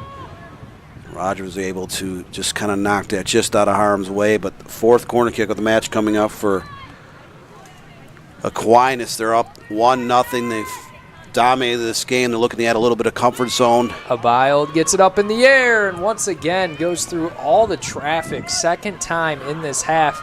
This time Tack's able to get to it. Should try to dribble through. Ball stays in play. It's going to be off Tack and be a goal kick. So 10 minutes in so far, and it's kind of like what happened in the first half. Not too much crazy action. Both teams feeling each other out once again, but Aquinas, they can go from that second to third to fourth to fifth gear. They can do so in a hurry, as we've seen throughout the course, not just this match, throughout the course of the 2024 campaign. This offense is for real. They're one of the top offensive teams in the entire NAIA nationally. They lead the WHAC conference in just about every offensive category imaginable. This team has been able to control possession and just pepper teams, pepper goalkeepers, and just a relentless attack throughout the course of every match that they played this season. Still up 1-0 in this game, and we talked about throughout the course of this match, they just find ways to find that extra gear or extra couple gears. We'll see if their hard work pays off here in the second half. They're able to add a couple of insurance tallies to protect that 1-0 advantage. Yeah, that's something they've been able to create themselves comfortable leads, get that extra insurance, just in case, team's able to put a goal or two in the net. But they've only allowed 5 goals on the season, so it's been hard to come by if you're an opponent of Aquinas to get a goal in a match. I mean, only 1 goal allowed is the highest this season that they've allowed ever in a game. So, in Lourdes' defense, we talked about that in the pregame. They've only had 29 goals as a team, but they've only conceded 11. They do have 11 shutouts as well, so that is a very quality defense for Lourdes out on the pitch here today at Aquinas College. Their defense has kind of been bend but don't break. They've only been able to allow 1 goal to Aquinas College's high-powered offense. But you have to ask yourself the question, are they trying to play for overtime? Are they trying to play for a shootout? Because once you get to a shootout, nothing else matters but converting and making saves. And if you're Aquinas, you just keep playing, keep attacking, look for the holes in those defenses, try to add an insurance tally, because if you've only given up 5 goals on the season, no team has been able to score more than 1 goal against you. If you are up 2-0 at one point, you must feel pretty comfortable of surviving and advancing. Right. I mean, it starts with Kayla Shuck in the net, and then Sherman, Tack, Hentman, Reese, and Bowling on the defensive side for the Saints as Hentman sends in a deep pass once again. That one being able to be headed away, but Gignac goes from one side of the field to the other to recover it. She tries to send a pass through right there. It's blocked. They'll get a second one that goes over that touch line. It'll be Lourdes to throw in. 58th minute, still 1-0 in favor of Aquinas College, your top seed in the WHAC conference. We are in the semifinal round. The winner will advance to next Wednesday night, where they will play Northwestern Ohio. Talk about how Northwestern Ohio got to that point, because what you told me when I walked in today, I was like, Rochester Christian, they're going to be able to play, for Northwestern Ohio to see if they can get to the final. It'd be really cool because we've covered Rochester Christian throughout the whole entire season. And they would play Aquinas again, which last time that match ended in 7-0 for Aquinas. But still, they would be able to get to the NAIA National Tournament. But, there's something that happened that I think you should have to explain to the fans. An unfortunate series of Gignac events. sends it across. Rogers and Wade able to step up in front of it. Lourdes clears it out. It'll be a throw-in for Aquinas, but quickly. So Rochester Christian College, for those of you who just joined us, they won their quarterfinal matchup in the WHAC tournament last Wednesday night, 2-0 against Siena Heights, but it was found out later this week that Rochester Christian, using an eligible player, the conference sent out a press release on Friday, and Siena Heights was given a 1-0 victory, but since they didn't actually win the game on the pitch, they do not advance the tournament, so Rochester College had to forfeit that game to Siena Heights, and then Northwestern Ohio did not have to play earlier today in another WHAC semifinal contest. So kind of a strange series of events that Northwestern Ohio almost literally receives a free pass to next Wednesday's WHAC final based on that forfeit by Rochester College. Aquinas inside the 18 sends it across, headed away by Lourdes. Slesniski able to field the ball, but it looks like they'll say handball on Slesniski. She tried to have control of it. It looked like it hit the forearm almost. Yeah, it kind of came up, hit the arm. The referee was only 5 yards away. He calls the free kick, but it was just outside the box on the opposite end. So, and they're going to get it right back right here. Slesniski looking for revenge after the call. Tries to send a crossfield pass. Not able to get it through, and Lourdes might be able to take advantage on offense, but that pass stopped by Bridget Sherman. So we're down to just about 30 minutes, and Lourdes University yet to collect a single shot attempt, nothing on target, no corner kicks in this match as well. As the Saints have absolutely dominated this game. Anything. I don't remember the Grey Wolves even getting down on offense. They've been able to get the ball down one time in this half. They had a throw-in that was taken away by Sherman. And even though Aquinas has it in their back line right now, who knows how long they'll have it there for. Send a pass on the ground over to Luis Alblid, and this is what they want to do. Play up the sides. This time on the right with Slesniski. She makes a move with the ball, getting inside the 18, sending it across. Missed pass being able to be recovered. Schenk has a chance for the second goal of the game just outside. So 17 shot attempt of the afternoon for the Saints at Aquinas College. And they've been a little bit snake, but they do lead 1-0, but just 3 shots on frame out of 17 total shots. And that's a little uncharacteristic for them. They have 48% of their shots on goal this season, and I do not know what 3 divided by 17 is, so let me do that quick math for you right here on my trusty calculator app. 17% of shots on goal, which is 31% below their average. So a little bit uncharacteristic for them, but nonetheless, as we have, looks like a yellow card against Lourdes, I believe. So we'll try to get the live stats keepers. Let's see who that foul was against, as we are not able to get the information. So it looked like it might have been on the Lourdes bench, because that's been a common theme for both Aquinas teams, have been called for yellow cards on the sidelines. Yeah, the referee stopped play for about 25-30 seconds. A yellow card was issued, but it almost did look like, from the angle of the center referee, that card was pointed towards the bench. So that was the first yellow card for either team here. We're now about 62.5 minutes into this game. Lourdes looking for an offensive opportunity. Able to keep the ball pushing forward. Reese is going to put a stop on it. Get it back to Sherman. Sherman will send a deep pass. Gets it to Schenk. Schenk able to stick with it. She'll dribble it up the right side. She'll probably do a little bit of stop and go. No, she keeps the momentum on the cross. Trying to set it in. Gets it. Luis Alblid just outside. Is Bowling able to put a recovery on the ball. And Alblid had a lot of space. When she got that ball about 25 yards out, she settled the ball down, but she tried to cut it back to her other foot. She had plenty of space to kind of make a step forward and attempt a shot that was stripped away by the Lourdes defender. So that Lourdes defense has been very good in this game. They have conceded the 17 shots. They've only given up 3 shots on target, and themselves have been able to clear a lot of those balls inside the box and strip some of the Aquinas forwards of the ball there in the final third of the field. Lichtensteiger trying to put a stop on the ball, but Lourdes able to recover it on the defensive side, but they'll send it out over the touchline and can't even get it into Aquinas territory. So it's been a very defensive game so far here. We're now about close to 65 minutes into the match. Aquinas has dominated, but the defenses in both teams have been very good in this contest. Niblet able to recover the pass.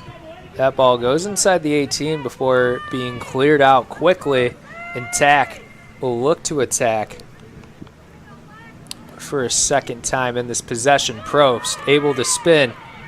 She'll recover it. It looks like that'll be kicked out by Lourdes, and we will have a corner kick.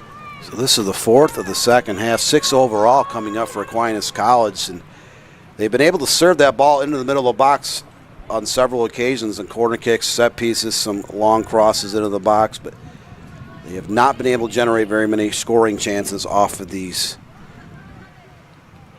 serves into the penalty area. So we'll see if they can connect on this corner kick. Abelid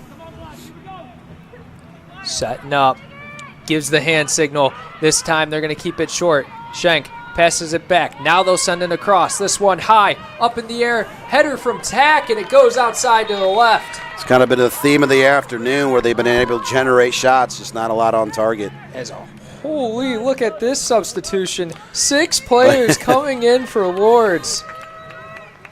So that defense has been tired out so far here in this second half, and they're going to get a little bit, or they're going to get a whole new unit on the defensive side. Yeah, that's not a little bit of a breather. It's a lot of breather where you substitute 6 players in at the same time. I don't think I've ever seen. That's a rarity. You have open substitution in the NEIA collegiate ranks in the sport of men's and women's soccer. But even in high school and a lot of the club games I've been able to cover over the years, you never see 6 players being subbed in at the same time.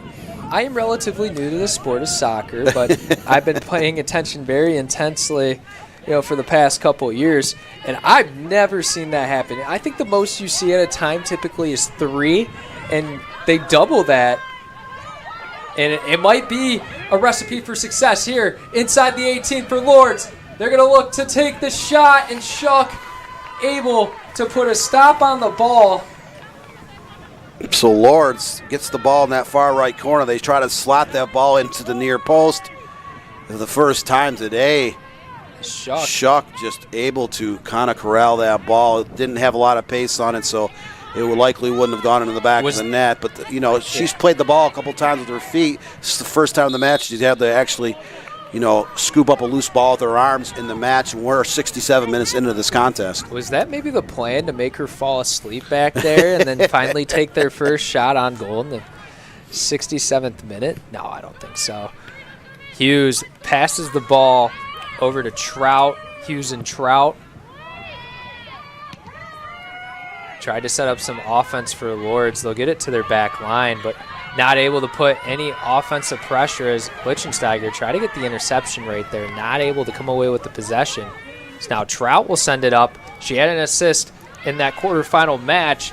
Tried to set up a play right there for the Lourdes offense, and Shuck steps up to it.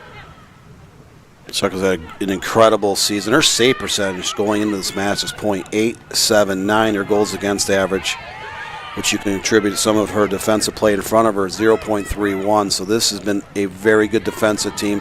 You look at their offensive numbers. We've talked about it throughout the course of this match.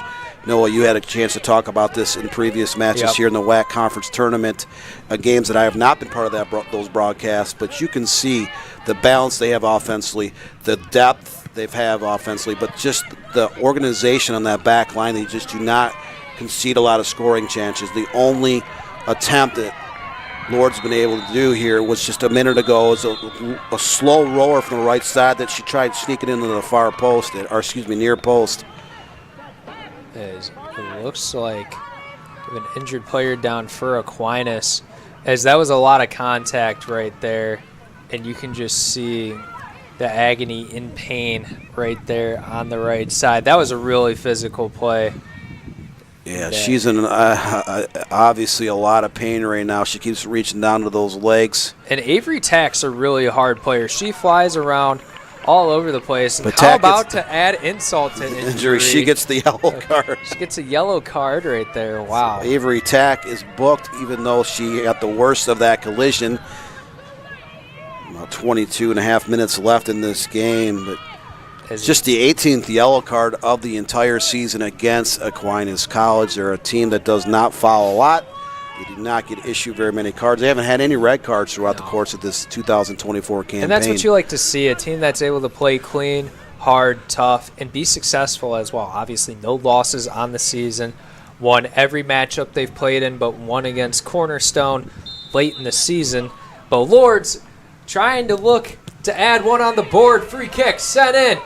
And that one's headed away by Aquinas. Looks like they said it went off of Lourdes. Player there near the top of the box. That is a 50-50 call right there. That could go either way. Ball was served right to the top of the 18. Both teams had players scattered across that 18-yard marker, and it looks like the goal kick was awarded to Aquinas College, so the Saints are able to avoid danger on that long serve. As Hentman, I wonder what she's going to do here, Dan. Oh, there'll be a shorter pass this time to Bowling, and then she'll work it around to Tack, and Tack is going to let out a little bit of aggression with that kick. That one had high velocity taken away by Lourdes, but right back to Luis Alblid. She sends a pass off to Schenk. Schenk not able to get a foot on the ball, or I should say a good foot. She did get her foot on it, but it was a very long and high touch, as Aquinas is going to throw it back into their defense.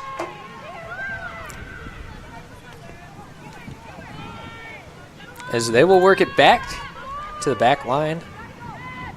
Looking like it's going to be a pass to Sherman. It is. And they'll work it down this right side. Alblid is going to send it up to Schenk. Schenk getting beat to the ball multiple times now.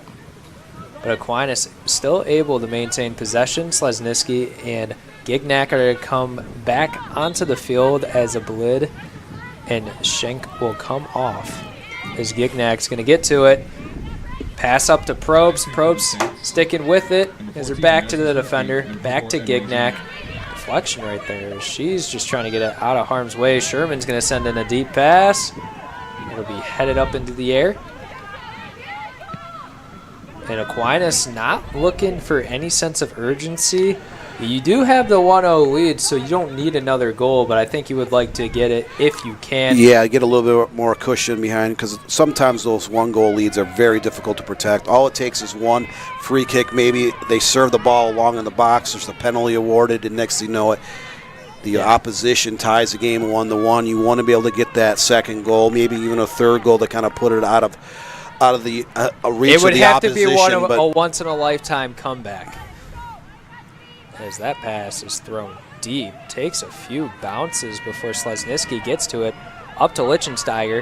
Lichtensteiger probably going to look Slesniski back. No, she has the ball poked away. She gets it right back, sticking with it. What a way to control her balance and maintain possession. Tried to thread the needle on the left side of the net, but it goes outside a little bit too much.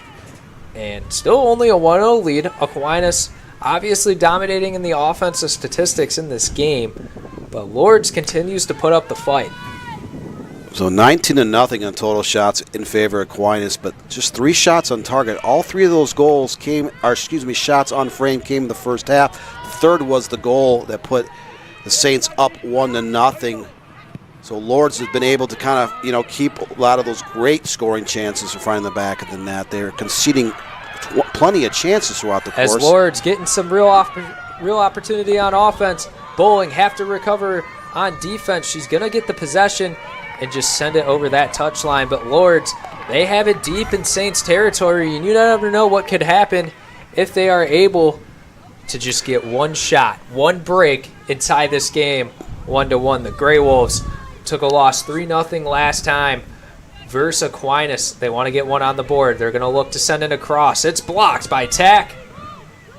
And that ball up high in the air, trying to be fielded by Nelson. It's headed away by Lichtensteiger, and Slesniski gets it up to Prost. And this is just how fast Aquinas can turn the tables. You see it right here. They've done it all game.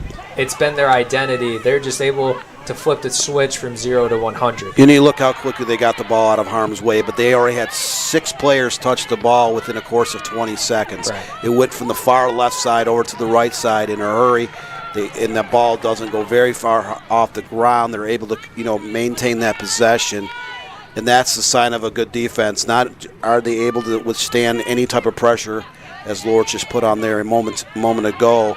But they're able to, stay relaxed. They do not panic. They are able to get that ball back and then get it up to the midfielders in a hurry to build their attack. Probst makes a move, heading towards the 18, sends it over to Lichtensteiger. Lichtensteiger has it poked away. And what will the call be?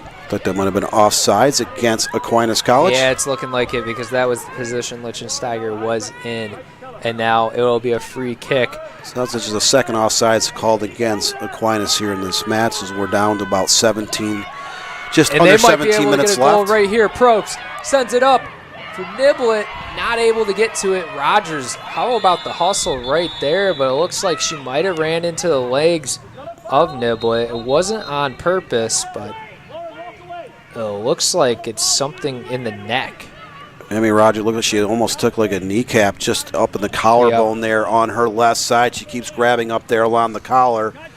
Wind is apparently knocked out of her. She's kind of huffing and puffing a little bit, so hopefully this isn't a serious injury, just a little bit of the wind knocked out of her. But they'll get a free kick in their own box off of that collision.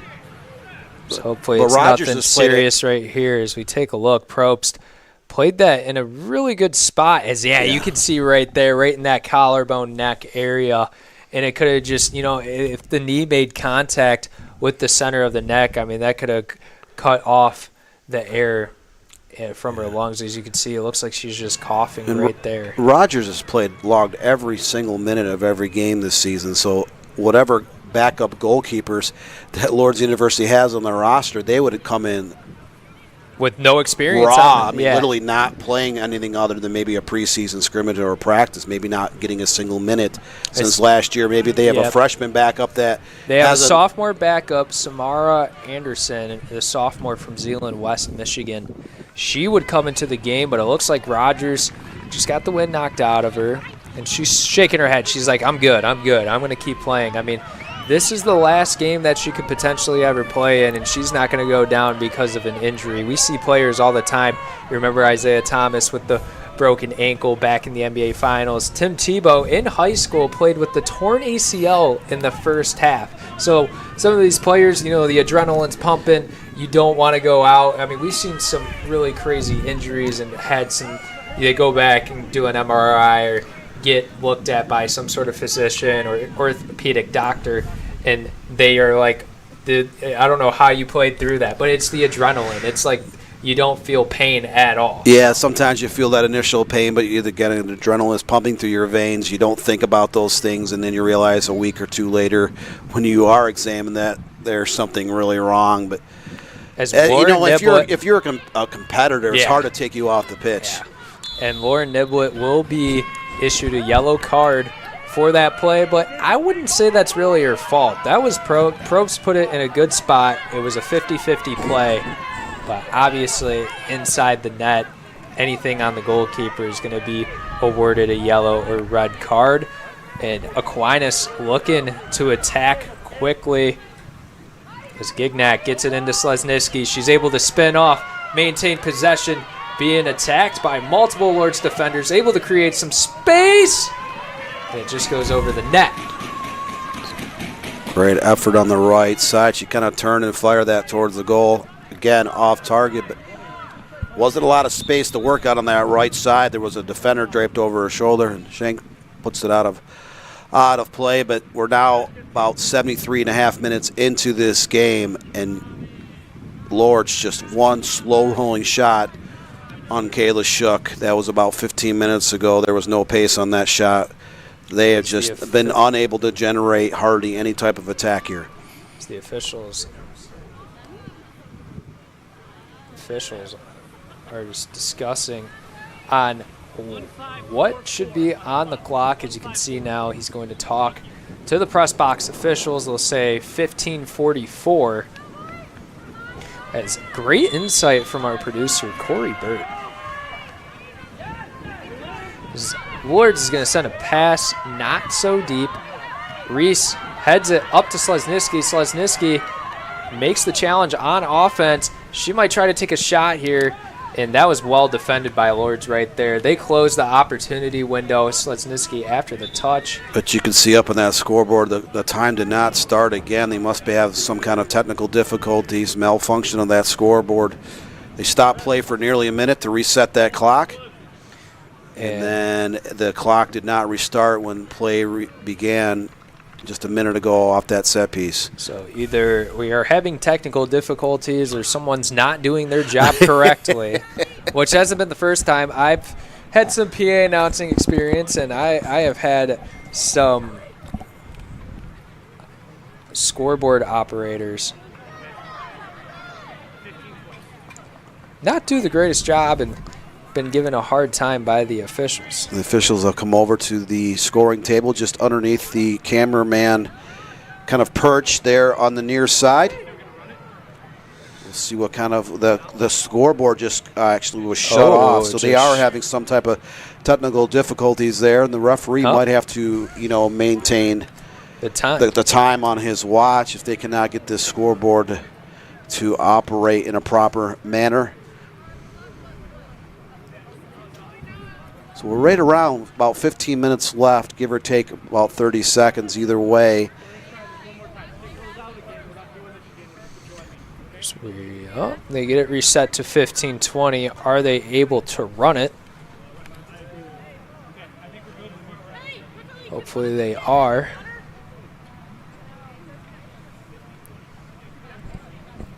The official will hustle back.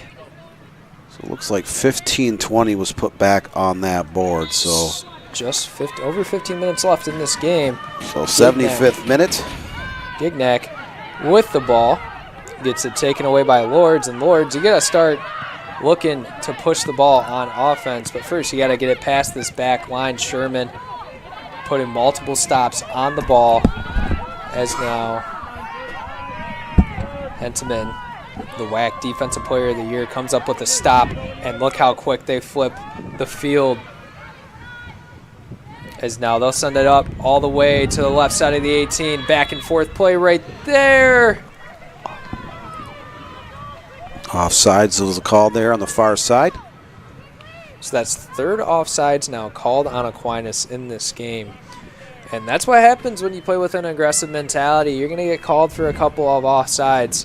It's just going to happen. You're looking to find the advantage somewhere, play the ball down. But so Aquinas College, they are a little bit frustrated here in the afternoon. They came into this match outscoring the opposition 79-5 with a 4.94 goals per game average, one of the top efforts in the country. Now they have dominated the possession. They have had a ton of shots in this game, 20-0 on total shots, or 20-1 on total shots, and 3-1 with shots on frame. All three of those shots coming in the first half that found the way between the framework.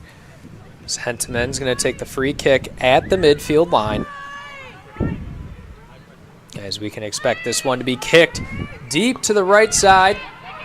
Gignac able to get her foot on it, but Lourdes, what I'll say, Lourdes does a really good job of recovering on defense and getting it out of dangerous territory for the most part. They've forced Aquinas to really not get too many quality looks. It's been tough shots on the right or left side or outside of the 18. There's not too much shots that have been taken inside the 18. But when Aquinas gets them, they make sure it pays off. Both of these teams do have very good defenses. They've combined for 33 games on the season, and just 16 goals allowed between these two sides. So Lourdes has given up 11 goals.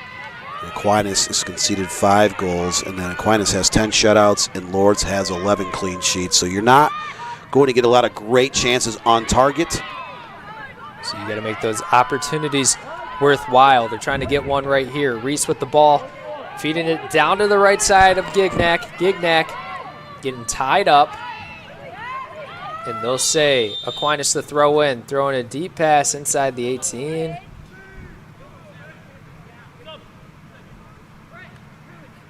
looks like referee was signaling something towards the bench. Looks like it's just for a substitution. So the Saints will have another throw in here on the near side in front of the Schenk comes into the game for Probst. The WHAC Offensive Player of the Year has the only goal in this game.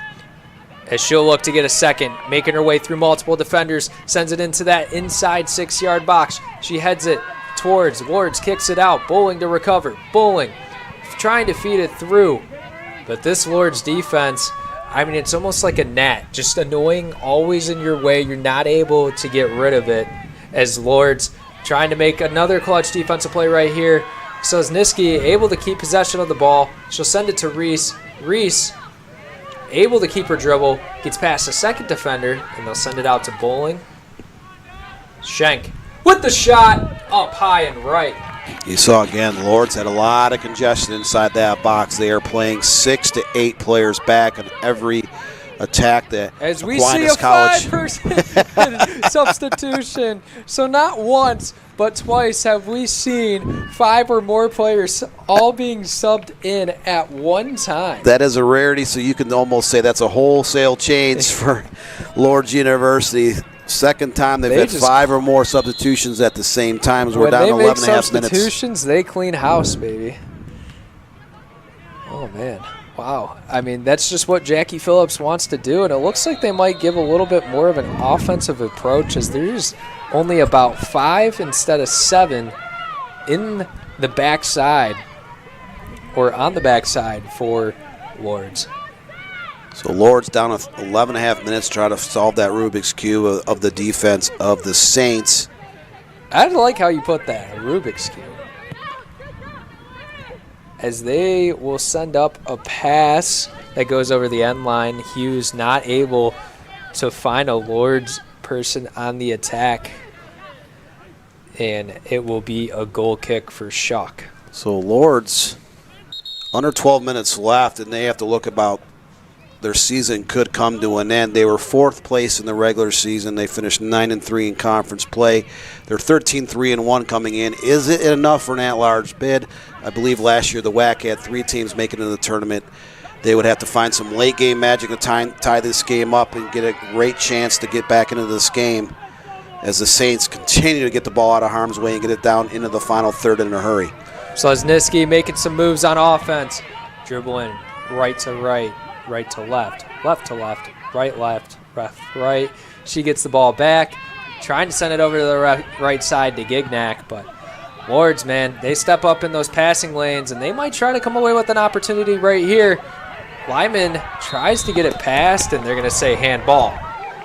So 3rd foul of the second half coming against Aquinas College, the 8th foul of the match. Second handball of the match.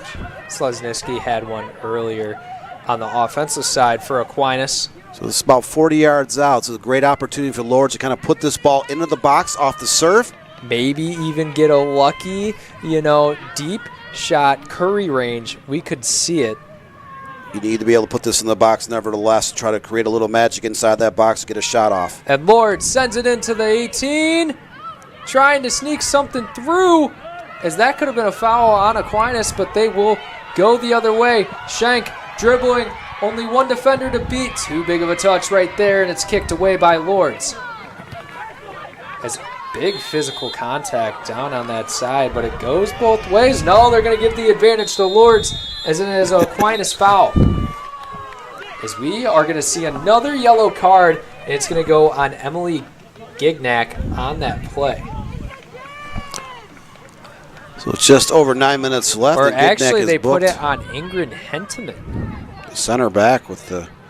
She was completely out of the play, so I'm not quite sure what happened necessarily, but nonetheless, she's going to get a yellow card for it. Unless there were some words, maybe some dissent, and the referee was able to card the center back for Aquinas College. Regardless, it is a yellow card into the books. And they try to send another one to the 18, headed away by Aquinas. Lourdes still able to maintain possession. Hughes going to send in a deep pass to the right side. Goes over Tack's head, but she's able to adjust to it and clear it out. But Lourdes is continuing to apply the pressure for the first time. And this is when those 1-0 or 1-goal leads are very hard to protect, because Lourdes is going to throw everything, including kitchen sink, at that back line of Aquinas College. They're trying to find a way, any way to net an equalizer and maybe perhaps send this game into overtime. But Aquinas College, their defense has stood tall once again, able to clear that ball out of their half of the field in a hurry. Hughes trying to reset her footing, not able to. It's a one-on-one with Schenk, the offensive player of the year, down deep on the right side, sends in a cross.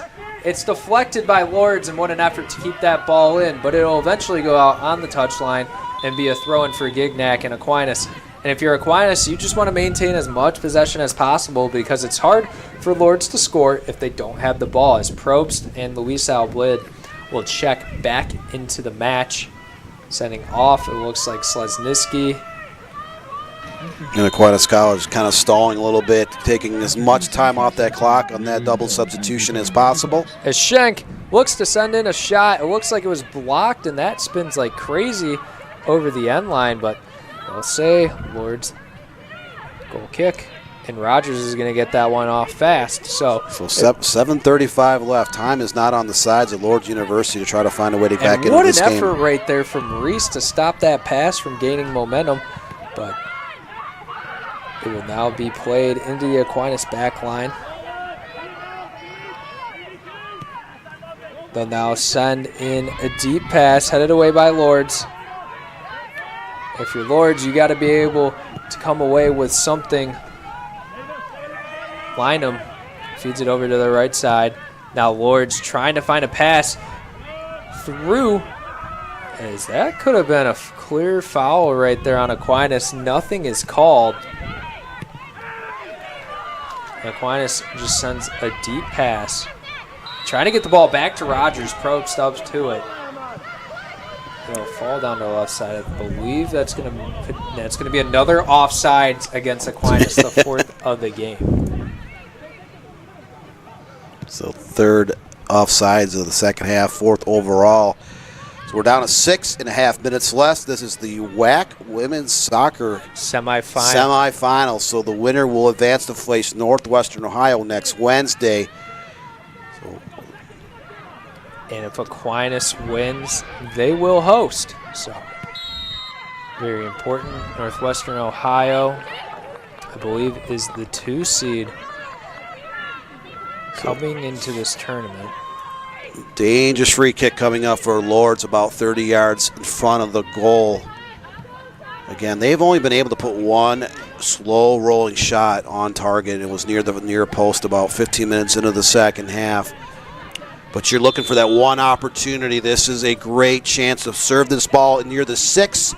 See if you get a couple players make a run onto it, get a header or volley towards the goalkeeper, Kayla Shook. Just one save on the afternoon. As Lynham is being told to wait, there you're going to see how far they have to put back Schenk, as it's going to be just outside that semicircle 18-yard line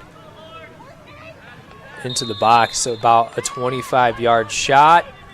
Lynham sends it in, and Shook does not have to make a play on the ball because it's too high over the net. Kayla Shook, yep, only one save on the afternoon. That was a great opportunity for Lourdes. It was a great strike on the ball right there. Just not enough to get that ball to kind of dip underneath the crossbar, and that may be one of the last chances that Lourdes has in this contest. It's their second shot overall. Over 85 minutes of play has gone by. And when you're up against the number 5 ranked team in the country, a team that has not lost a match this season and has conceded just 5 goals, you either have to serve that ball in the 6 and have some players make a run on it, or you have to put that shot on target. Now Lourdes looking for another opportunity, just checked into the game, Jalen Thornton, and she's going to get a foul call.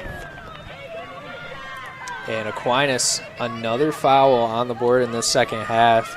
And it's given Lourdes a chance to run some set plays, get it inside the 18, get it inside that 6-yard box, and potentially get a goal to tie this thing up.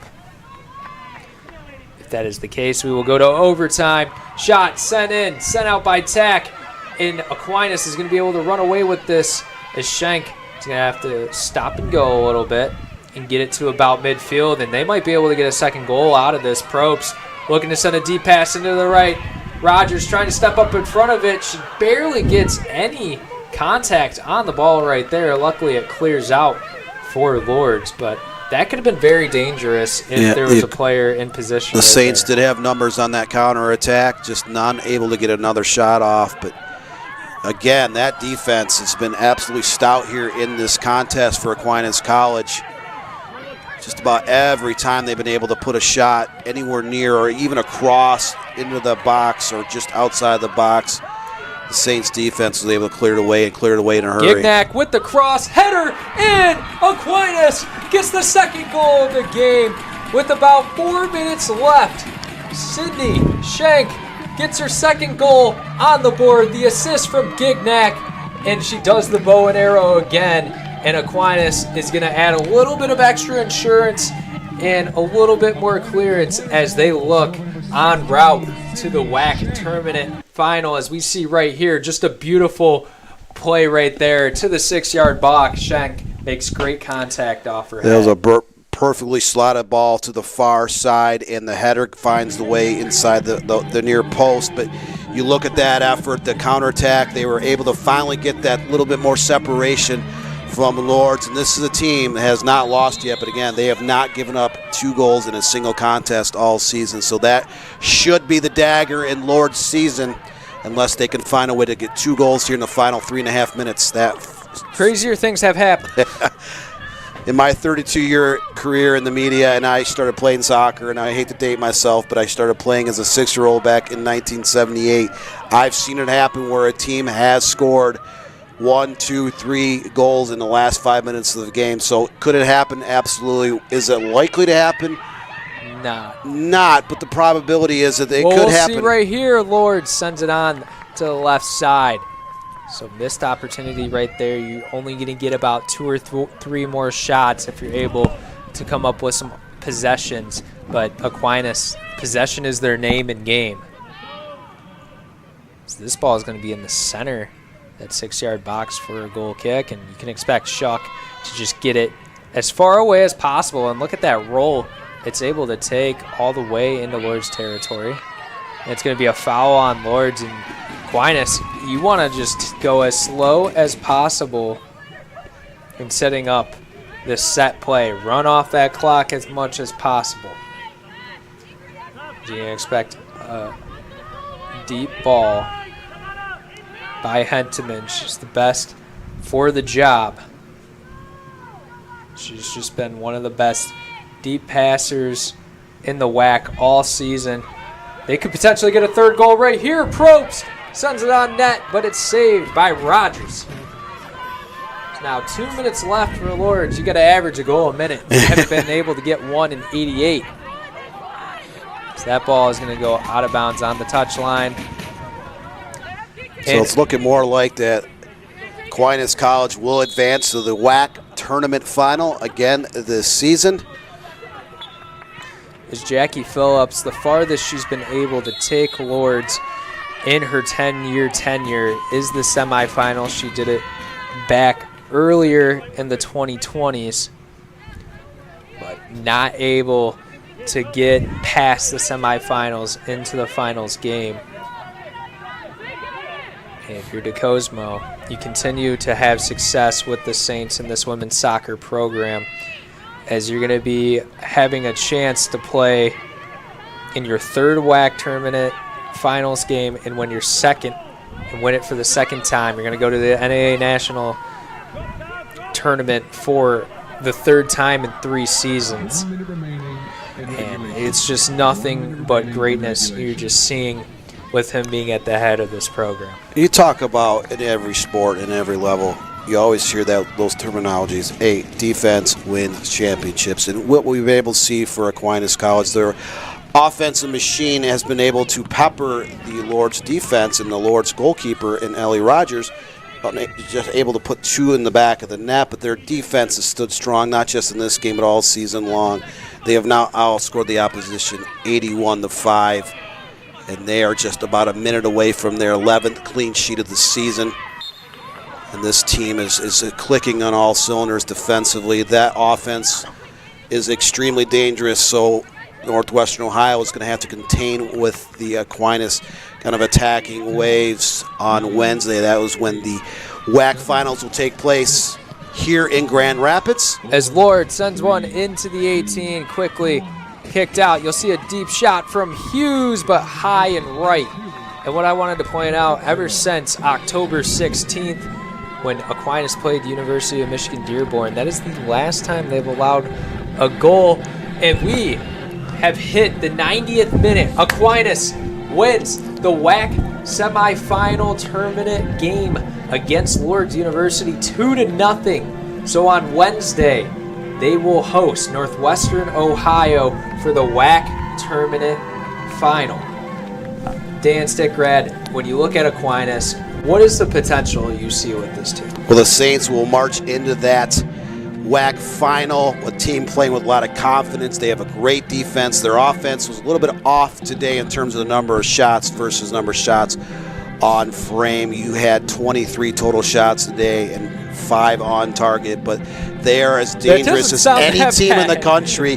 They are a team that will outpossess most opponents. They will outshoot most opponents. You saw that here over the course of 90 minutes. This is a very dangerous team, not just for the WHAC Conference Tournament Final, which will take place here at Aquinas College campus on Wednesday, but this is a team that could make a very deep run in the NAIA National Tournament. This is a team that is as good as about any team in the country, and will it be enough to get them to the elusive Final Four? We'll see here in the upcoming weeks, but Aquinas marching into that WHAC tournament final 2-0, 11th shutout of the season, and their defense has been as good as any team in the country. I mean, we talk about it. This is their, let's see, it started with Lourdes.